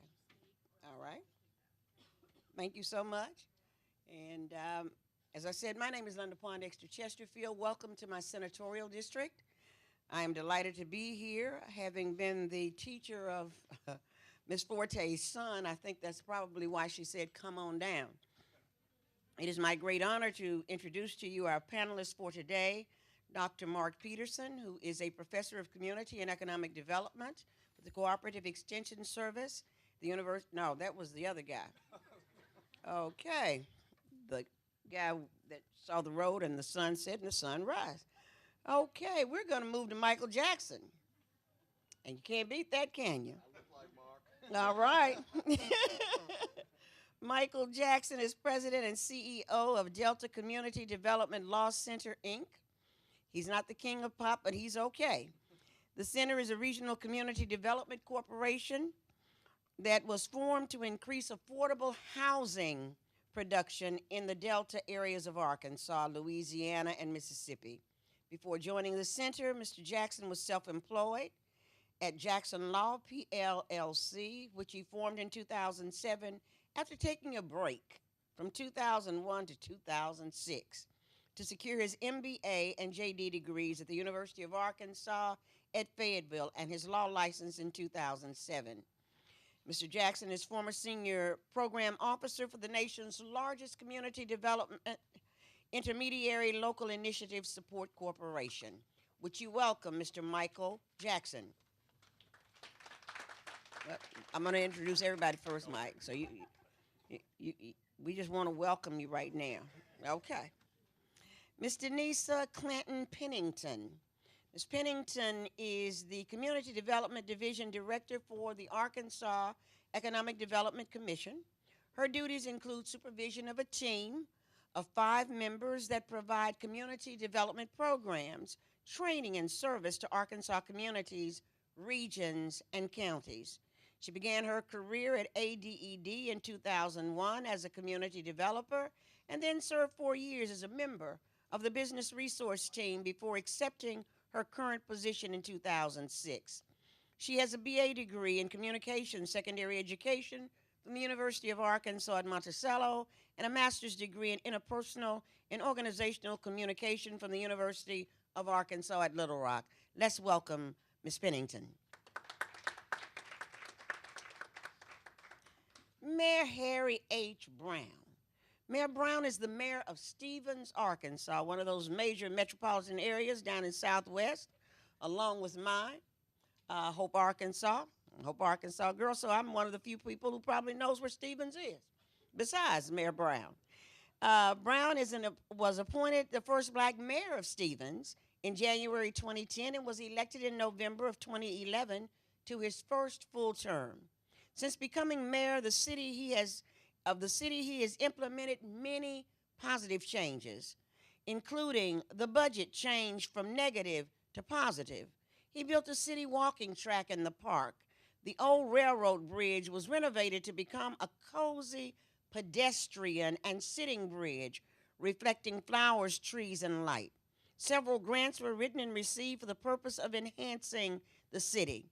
During the 2011 Municipal League Convention, Brown was appointed chairman of Second Class Cities Advisory Board. During the 2012 Municipal League Convention, he was elected District 4 Vice President. Please welcome Mayor Brown. Dr. David Rainey, I'm proud to say, is a former colleague of mine in the Arkansas House of Representatives. He is currently serving as the superintendent of the Dumas Public School System. He brings with him a wealth of experience, both at the university level as well as at the public school level. He was notorious for his insightful questions as a member of the House Education Committee. He served 3 years as the director for the School of Math and Science. Prior to that, he enjoyed 13 years as a building administrator with the Dumas Public Schools. His educational background includes an EDD, easy for me to say, in educational administration and supervision from the University of Arkansas at Little Rock, an MA in secondary school administration from the University of Arkansas at Fayetteville, and a BS in history and government from the University of Arkansas at Pine Bluff. Let's welcome Dr. David Rainey. Mr. Jay Coles is an assistant district director with the Small Business Administration in Little Rock, Arkansas. Jay and his team play an important role in the success of small businesses by providing access to capital, free counseling, free technical assistance, federal contracting opportunities, and exporting assistance. Jay has more than 30 years of various financial experiences, including credit, sales, and lending. Prior to joining SBA, he has worked for Wells Fargo Financial for 9 years as a regional sales manager and a lending specialist. Please welcome Jay Coles. Last and certainly not least, Corey S. Anderson, Vice President of the Winthrop Rockefeller Foundation. He is responsible for managing the foundation's program and leading the foundation's grant-making efforts in the areas of community and economic development.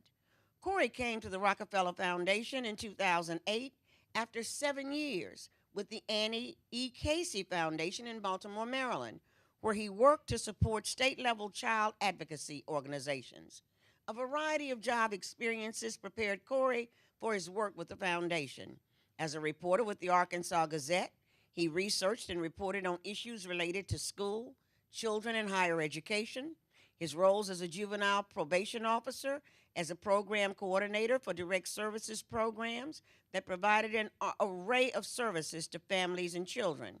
He currently serves on the board of directors for grant makers concerned with immigrants and refugees, the advisory board for the College Ready Now, and formerly served on the health policy board of the Arkansas Center for Health Improvement.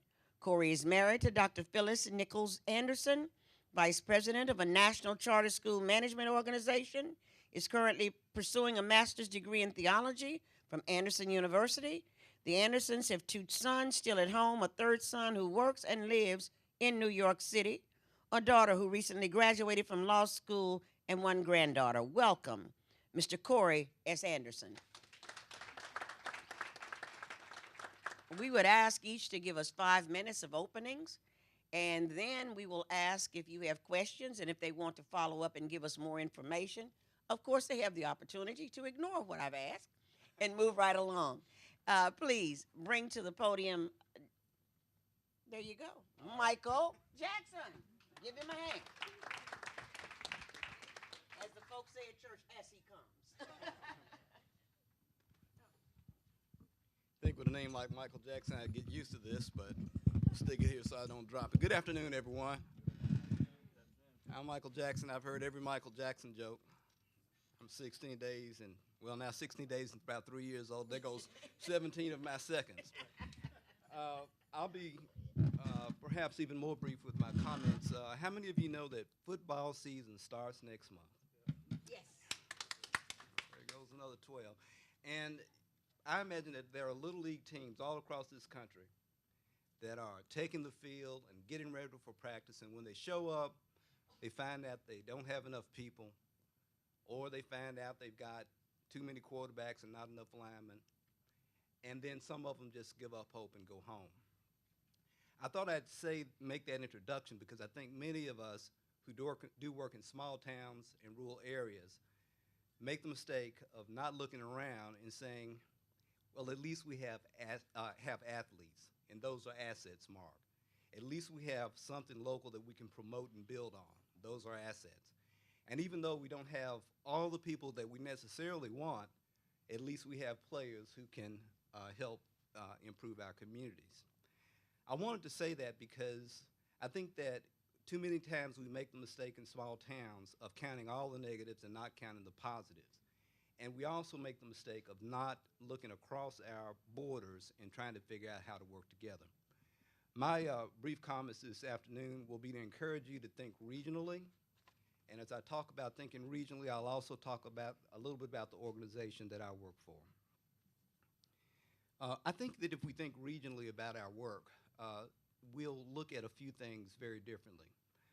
We'll look at capacity differently. We do have assets and we can work together. Delta Community Development Law Center, in fact, was formed by a group of people who have been hearing the capacity issue for some 20 years when it comes to nonprofit organizations developing affordable housing. We have to admit that there's a challenge there and potentially a problem at times, but we felt that if we could put together a highly skilled real estate development team to work with a number of small towns on their affordable housing development, then we can get something done in a large way.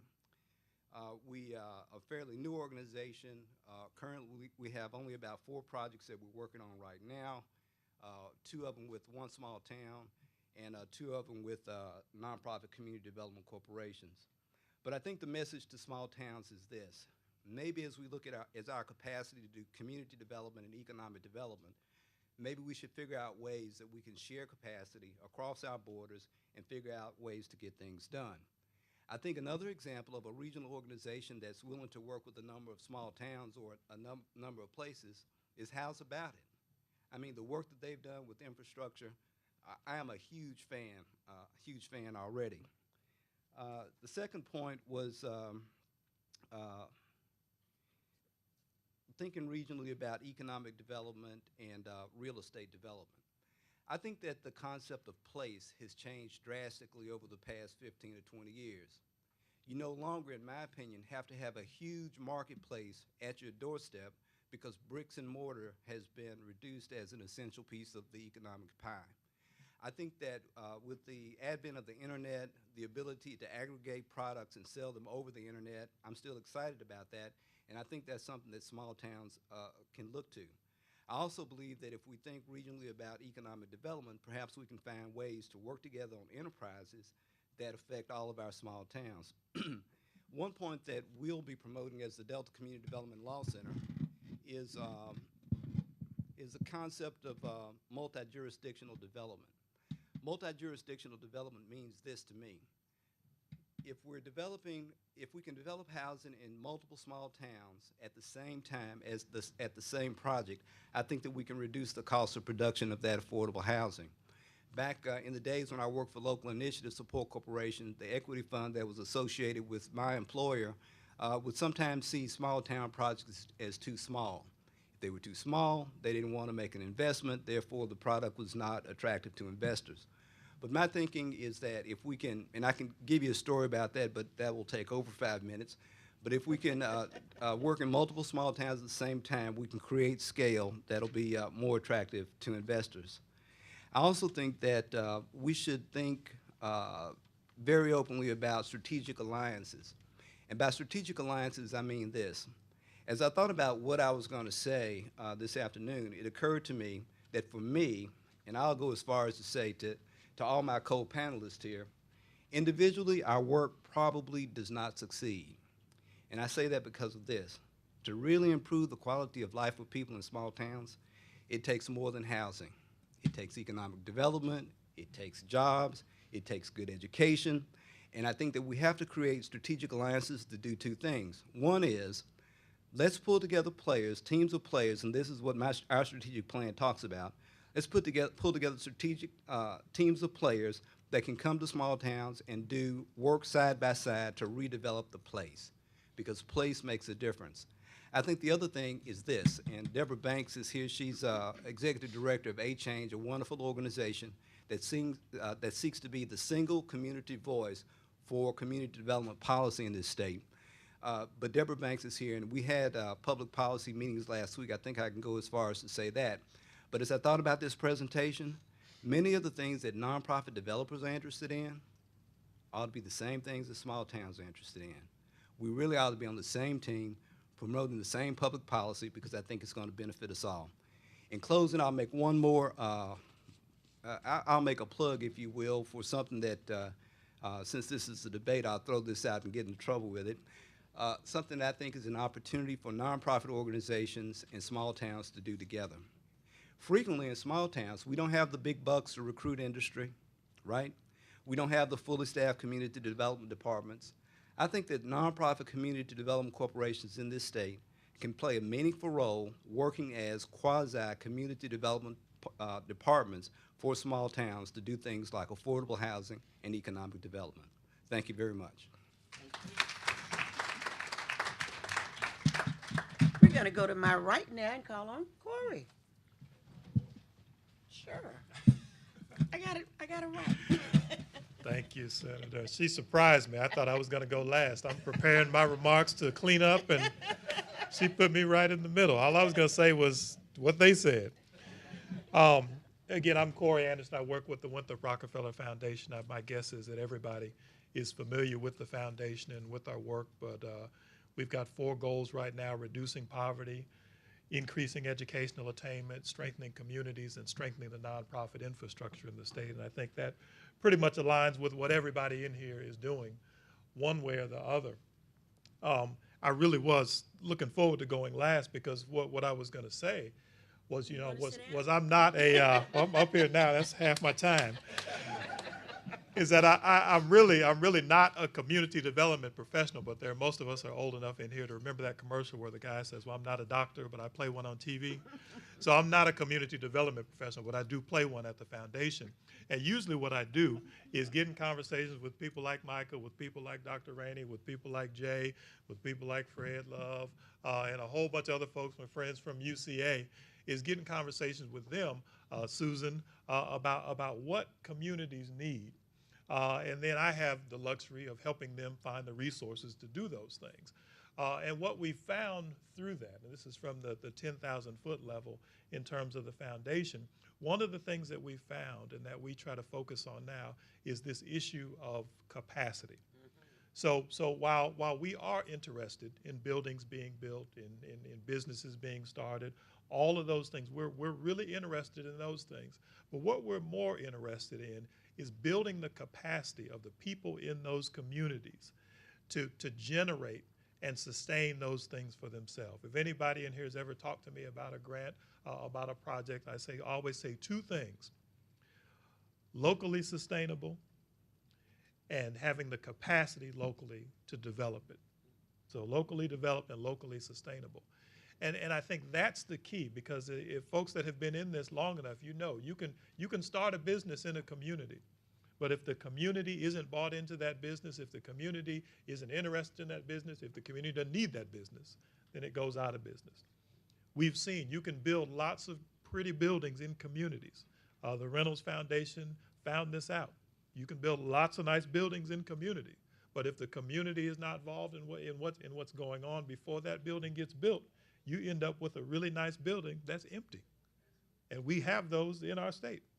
You can go down to Pine Bluff and find one, half full, nicest building around, but there's no capacity to sustain the operations and the things that are in it. So what we're really after, and I think this is supportive of what everybody is doing, this issue of building the capacity of the individuals in those communities to really participate and contribute to whatever it is that gets built, whatever it is that gets developed.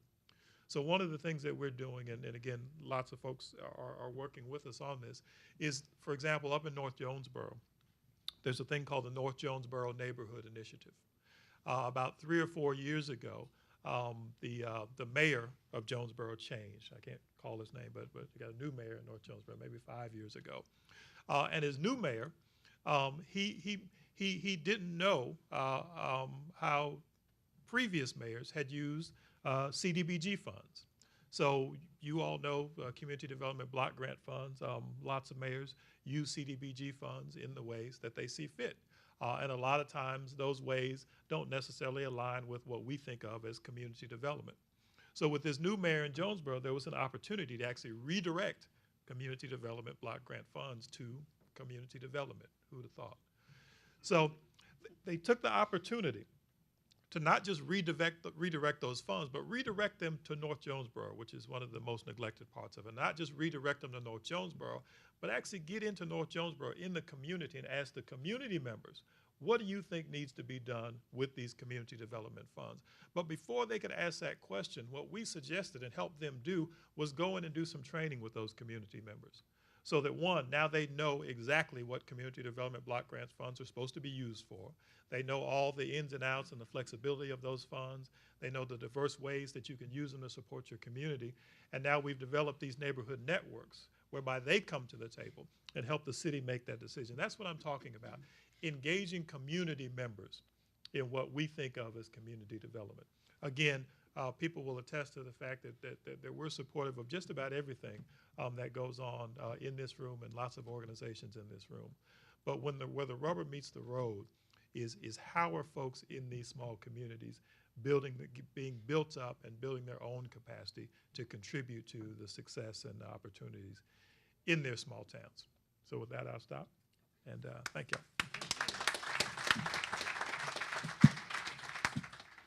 Dr. David Rainey.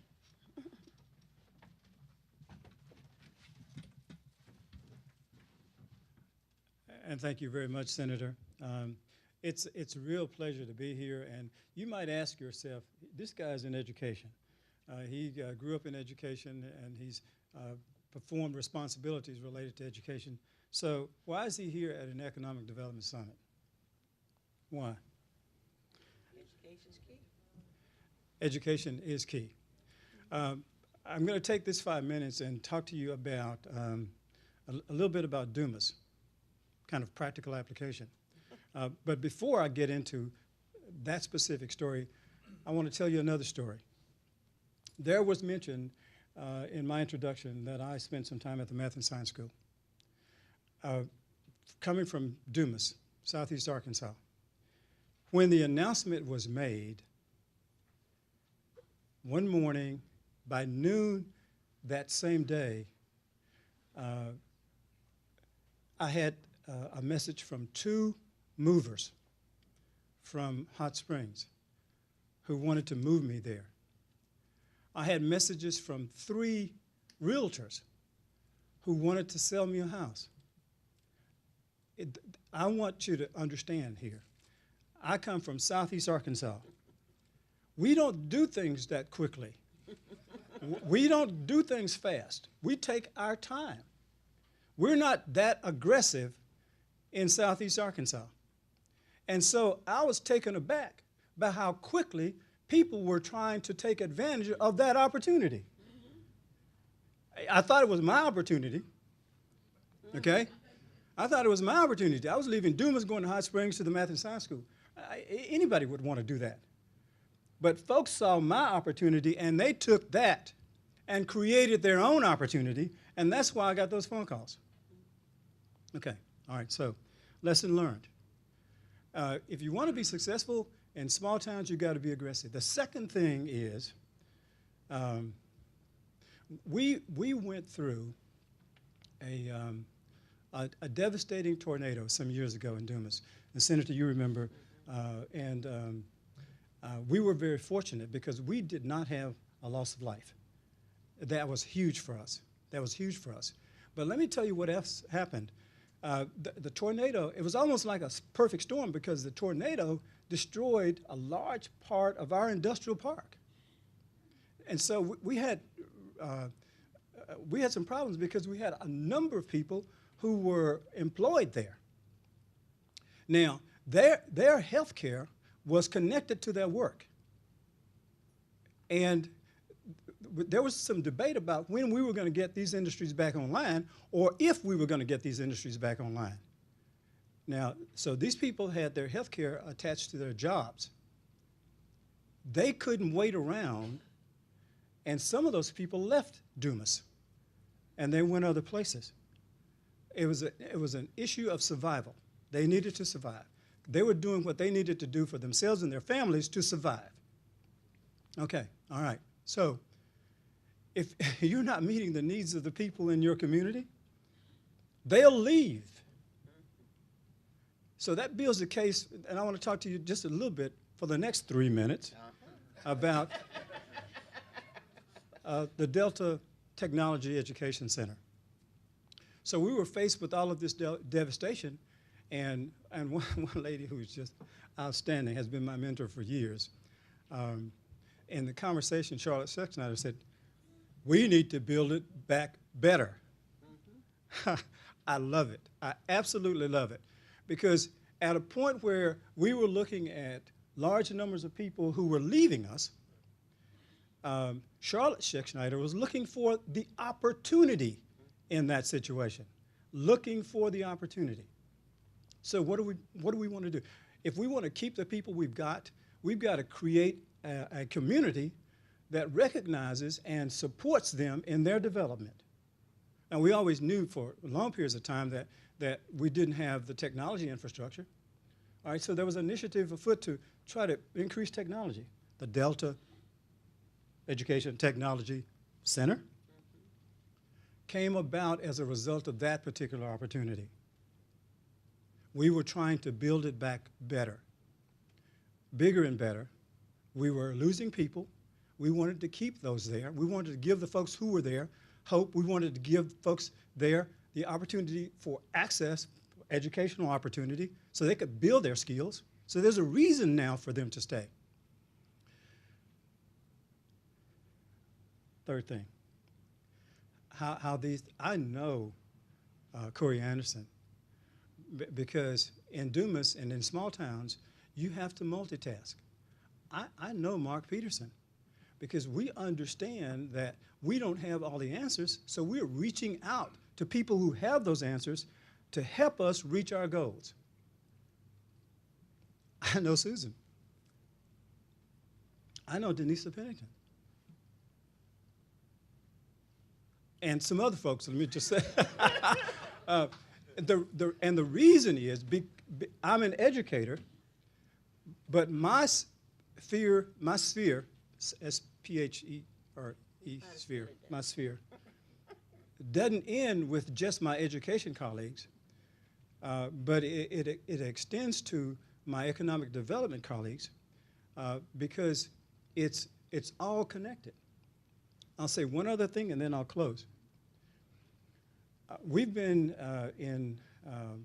building an infrastructure that will create greater access for educational opportunity, and so we've got partnerships with several community colleges and four-year institutions to provide education resources in the DTech Center. Additionally, we've got an adult education program that has floundered over the last several years, and when we realized that we had to improve that program in order to create the pipeline needed so we'd have the amount of activity and use of our DTech Center, you understand how this is coming together? Adult ed was floundering until we understood that we had to give people the background and some basic knowledge and understanding before they ever even got to DTech. Now, once we give them that background and that understanding, and they can connect with DTech, now they have access to connect with community colleges. They have an opportunity to connect with career and technical education. I know the folks in workforce, because in this DTech Center, we also have a workforce center. So we're making the connections in terms of the skills people need to be able to succeed. So the small town debate, if we're going to grow, we have to grow our people and we have to grow our resources, and we're choosing to make one of those strategies improving educational access and opportunity.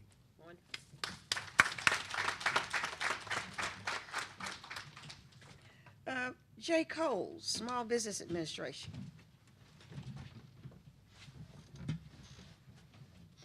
Thank you, Senator. Good afternoon. Good afternoon.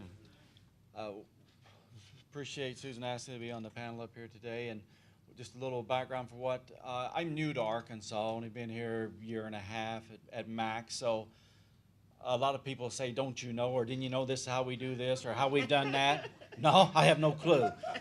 Well, you know, one of the things that really caught me off guard, and I come down here, typical mail, got lost. You know, I had to ask for directions. I go in with my director, Linda Nelson, and she didn't want to stop either and ask for questions. I said, no, I'm not too proud. I'll ask for questions. This guy, you know, they're going to know I'm from out of town.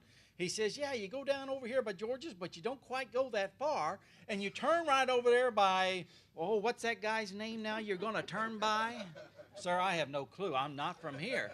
Well, you're going to have to come more available, you know. But, you know, I had a good grin out of it. We made our destination and stuff. But what I want to bring to your attention here is for the SBA, we have a team that we try to come out and make it easier to access capital. And in the past, they tell me we've not done what we're trying to do today, and that is partner more with our resource partners out here, whether it be with universities, the other federal programs, whatever it may be, because what I want to do is be able to reach out and actually see and measure what we can and do and what we cannot do at this point that we can do in the future. And I think this is going to help us learn also, and we want to be of help here. So one of the big things that we're looking at doing is go to the banks and say, okay, the bank, you have a project out here in your community. This is going to help your community grow. What's it going to take you to be involved in this community? That's one of our items we do here. And they'll say, well, we'd like to do this credit. However, they don't have enough of a credit score for us to get past the federal regulators, or they don't have enough collateral to do this. We'll say, okay, what could you do with SBA's help? If we come in and we say, this deal is not bankable yet, but yet we can send it to one of our many micro lenders out here, 3 or 4 in the state, that can do anywhere from a $500 request to $50,000 up to $250,000 in some instances. That's opened up the credit to rural areas out here. This person may need to do an internet site where they're selling something over the internet in the rural areas and only need $500 or $1,000 or $2,000 to go. Maybe it's not a bankable credit because their credit score is in that 500 range or something due to the lack of credit, or maybe they tried another operation and that failed on them. But yet they learned something from that and they're coming back. So let's send it to a micro lender and see if they can get them available, get them to that next tier that's a bankable credit. Let SBA help in that. We're going out and working with the different veterans associations, different things, because making credit available to them. We have our own veterans, a lady that does our own veterans work for us. We've designated time for this to bring it to the forefront. One of the things we just done yesterday was the youth entrepreneurship got involved with this and things, where we've come out and a micro lender is lending money now to people under the legal age, the lending age of 18 with parental guidance and stuff in this, and they're using that money to start these projects. I met a gentleman yesterday, 13 years of age, and he hacked the computer system of the institution we was in. Young man is a genius. And he looked at me and said, didn't you know how to do this? I had no clue. But yet I'm willing to bank my money on this gentleman that he can help this community come forward, because while we were there, he done 3 internet sites. Absolute young genius. And you have him here. Keep him here. Utilize him. So what I'm trying to say is, let us help you bring something to the table and access the capital that can keep the young people involved, keep them here, keep them going, keep them interested. Now, again, for SBA, we're looking at, we work with the banks, we work with the micro lenders, we're working with other federal agencies. But what I'm asking you to do, and we're opening our doors up, and we've had several meetings. You've got someone in your town that has an idea. We'll go to you. We'll put on a presentation of what we can do for the banks. We'll put on a presentation of what we can do with the others. I know we've done several with USDA around the state. We've done them with other resource partners. Let us come in, tell you what we can and can't do on this part. Tell us what we need to do is the key here. Tell us what we need to do to make it more accessible for you. Tell us what you need in your town so we can make it available. And in this, again, our doors is open. We spend a lot of time bringing people into our conference rooms, asking for ideas. One of them just come off was the cannery for the carp industry. You know, I don't know a bank yet that will touch that deal as it sets today, but I can about guarantee you that will be funded. because we had some meetings with some congressional staff. We had some meetings with some entrepreneurs out here that had some great ideas. We've thrown them together. We've put some business plans together through the university, through our SCORE chapters, through others. And it's meshing now. It is coming together. It seems to be very doable. Looks like the cash flows are there. The business plans are coming into place. It's a domino effect. One's reaching off the other. And the key to this thing is it's utilizing a abandoned facility in a small town that has no employment base on that. So it's a win-win for everybody. So again, what I ask you to do is let us know what we can do, because I have no idea what you've done in the past or can't do, but I do know from my banking days, my 30-plus years in the banking industry, I utilized SBA to the tilt. And if my staff didn't utilize it, I wanted to know why, because you can leverage it many, many times. And that's what I think you need for your rural areas, and our doors is open, and please, please come and ask us what we can do and try to help everyone else succeed in that. Again, thank you. Ms. Denisa Pennington.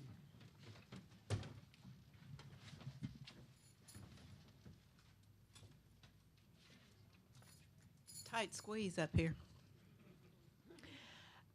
Before I get started, I want to acknowledge I have two team members here with me today that cover part of the state. Catherine Holmstrom, she has Northeast Arkansas, and Renee Doty has the central part of Arkansas. I have four. We work together. There's no I, me, or and about it, but we work as a team. They're out in the field, and I guess I really am just in the office trying to make sure that they have the resources that they need to be able to do their job. As most of you know, Governor Beebe released a strategic plan when he first came into office, and it was developed at AEDC, the plan for the state's economic development activities moving forward. The background, the foundation was regionalism. And I appreciate the comments that have already been made today about regionalism, not only at this session, but in other sessions. You cannot do it alone, and I think that the small cities that some of you represent, you know that. You have found that out by now. In fact, if you are probably not in a population mass of about 1 million people, I would hate to tell you, but you're probably not even going to be looked at. So, you know, it's bigger the better. That's not to say that small towns don't have something to offer. You do. You have a quality of life where people would like to live, and you also provide workforce. People will be willing to drive for a good job. But I think that the day and the time that we sit around and we wait on the people from the state to bring you a plant, it's over. It's time for you to decide what you need to do, what you can do. Mark Peterson has given a great presentation. If you missed Amy and Kelly's, I'm sorry that you did. But it's all about planning. You all have a place, but you've got to find it. I can't tell you what that place is. You've got to decide that for yourself. Some lady was talking about the community that wanted to be a bedroom community. There's nothing wrong with that, people. If that's what the people in that community say, that's where our assets are. That's what we can do. So if you're going to do that, you better get out there and work as hard as you can to be the best darn bedroom community you can be. Because if not, someone down the road's going to beat you, and that's where everybody is going to live. The communities that have some really positive things going on, you've already heard about them. Stuttgart, I really, if you have not been on their Facebook page, I ask you to go there and see. This was started from within. Nobody came in from the outside and told this group of people to start doing this. They decided to do it on their own. They will hand you a workbook that shows you and tells you, walks you through doing this. They would be more than happy to share it with you.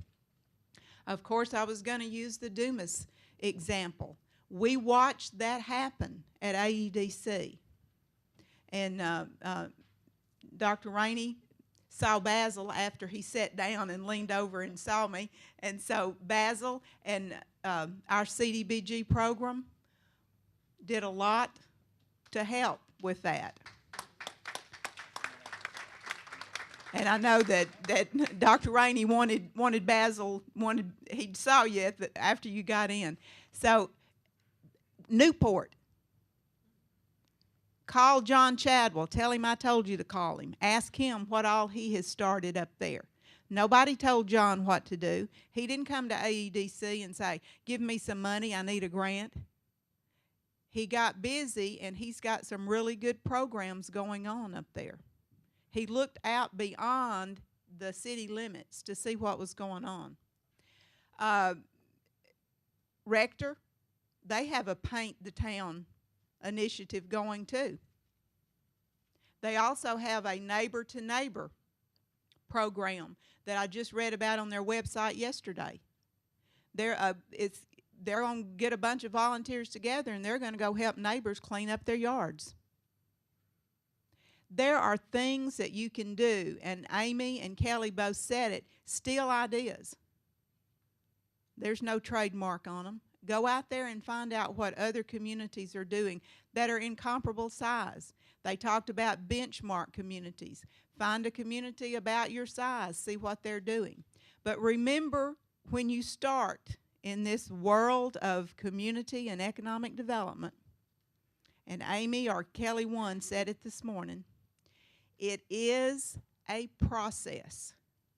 It is not a project.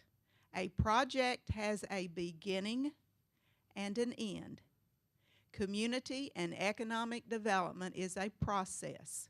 And I hate to tell you, but once you start it, there's never an ending place. You just keep going out there and getting better.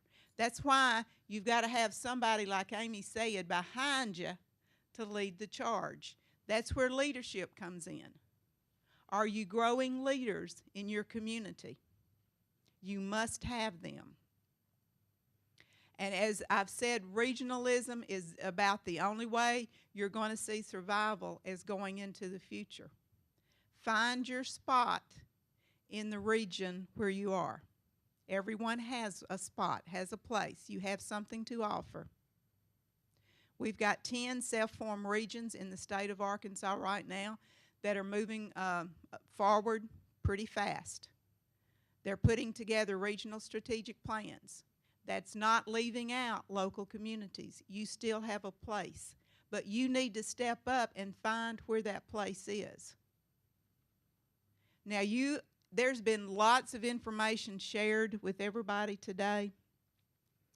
What you've been given today are tools. And unless you pick those tools up and use them, they're useless. You've wasted 8 hours of your day. You've wasted some of your organization's money if you do not pick those tools up and use them. I work for the state of Arkansas. I'm not going to come down there and pick up your tools and use them in your community. I may can bring you more tools to use, but do not depend on anybody else to do something in your community that needs to be done. A couple of years ago, I was fortunate to go on a trip to North Carolina with the group, and we looked at the rural areas over there, and the former mayor of Rector went with us, Ron Kemp, and he had also owned a newspaper. So when he got back, he wrote an editorial, and I have it saved in my computer. Would be happy to send it to you if you want it. But what he came back with, the reality is we are they. How many times have you sat around and said, they won't do this, they won't do this. People from the state won't bring us a factory. People won't come down here and give us money. People won't do this. They. It's not about they. We are the they. If you live in that community, You are the we that can make a difference. So I challenge you to go back, take your tools that you have today, put them to use, because then you give the state of Arkansas an opportunity to move forward. Thank you,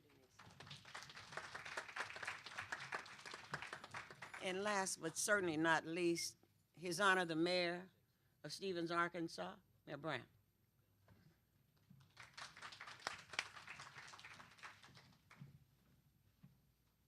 Thank you, Senator. It is indeed a pleasure to be here this evening. I want to thank Susan for asking me to participate. Certainly, I am last and least. I'm last to speak and the least from the least populated town. But first to speak up for my city. And I've got the biggest heart and the greatest vision that you ever want to see. We starting out, the city of Stevens, I'd like to say, is a small town with a great big heart. Our people care about each other and they care about others. The only problem with a small town like that is that the gossip is great, but the workers are few. You've got a small amount of people doing everything. You can get a handful to do this and a handful to do that, but bottom line, you've got the same people doing everything. And so you tend to wear them out. So what you have to do is fall in there and work with them instead of trying to lead them to do things. And that's what we end up doing. When I took office in 2010, the month before I took office, our city borrowed money from the local bank to make payroll. Now we have a surplus in our budgets, and we even have a savings account.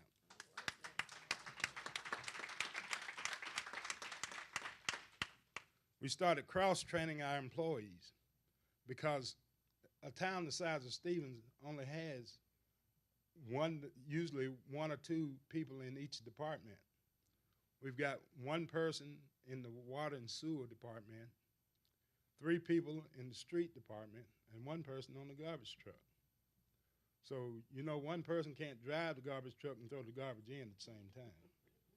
So what we do, we use the street department along with the garbage department to haul garbage. And when that guy, we just haul garbage 1 day a week, so we use the guy in the garbage department to work with the street the other 4 days of the week. And the guy that's running the sewer and the water department, whenever we have a major leak, it's all hands in the cook, up to and including me. Yes, I've been off in those holes, and they sure are deep. But we get the job done. We use federal surplus to get a lot of our equipment. We use the county to get our gravel from. The county judge and I are good friends, and he furnishes us gravel, and we furnish him a steak every once in a while. And by the way, if you want a good steak, always come to Stevens. You know, Kevin can speak for that. We may not can pay you, but we'll feed you.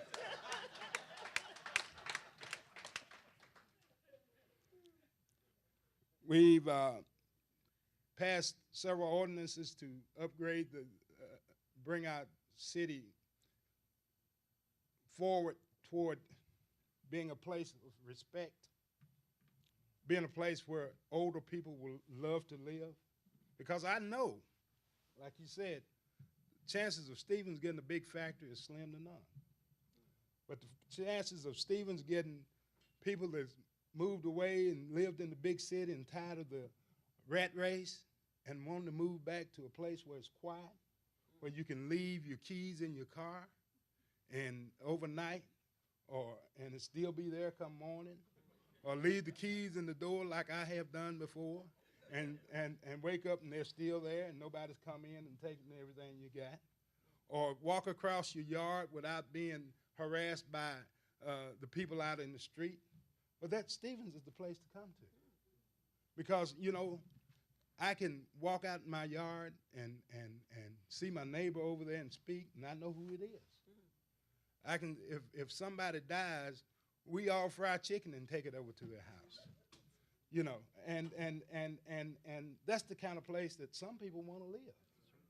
And when you get old like me, you don't want to be in no other place but that. But yet and still, we still have to survive. So we do that with grants, and we do that with manpower. We'll say we're going to cook hamburgers today, and everybody meet in the park. Maybe 10 of us will show up, and we'll get work done in the park. We do whatever we've got to do to move our city forward. And I'd like to think that if everybody has that same mentality when it comes down to small cities, small towns, not big cities, but small towns, you can survive. You can be sustainable. And we've got a walking track that we've got a grant for. Got it through rural development. And there's between 20 and 30 people out there every day, including me, on that track. We've got we're building a youth entrepreneurial training center, which Susan helped us gain a grant for through economic development. Thank you. And at this point, it's being finished, hopefully to open in another month, and you're all invited. We've also received an infrastructure grant whereby we will replace every water line, every meter, and every fire hydrant throughout the city for $2.9 million, one of the largest grants ever gotten for the city of Stevens in history. We've got park equipment grant for $2,000 this year. And as of July the 18th, and this is something that no one else from a small town can boast about, we have a cardiologist coming to our community center. He comes one day, he's coming 2 days a month. But when you think about it, a town of 1,000 people or less with a cardiologist there, that's something to think about. So with that, even though we're the smallest there, we've got a big heart, and we've got a big dream. And we're going to keep dreaming, and we're going to keep pushing, and we're going to keep working. And with everybody's help, everybody in here, and everybody we can beg, borrow, or steal from, except Stuttgart, we don't want the mosquitoes. We got enough of our own. But with that, I do thank you. And if you're ever in South Arkansas, stop by Stevens, because Stevens is one of the best kept secrets in South Arkansas, where everybody's somebody. And as for me, I'm a servant to you all. Thank you.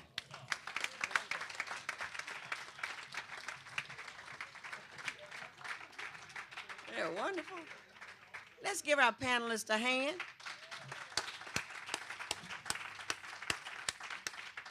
It is this interconnectedness that is going to allow us to be successful. I was waiting for them to talk just a bit about technology, and then I began to hear that. Representative Love knows that I have a passion for it, because to me it is the new civil right. Our children cannot suffer from a digital divide. They must have this access to be successful. Access, access, access. And we've got to be about that in order to make sure that this next generation of citizens does even better, that they have the innovative authority, the innovative ideas that are so necessary to move rural Arkansas forward. I'm a little country girl from Hope, Arkansas, so this is just very exciting for me. And our time is up, but I want to thank you for staying the course. I want to thank Susan for inviting me. I thank our panelists. Let's thank them again. And I'm going to ask Representative Love to make sure he gets all of their information so we can invite him to Hot Springs between 26th and 28th when the Arkansas Legislative Black Caucus will be meeting. We need to provide solutions to problems.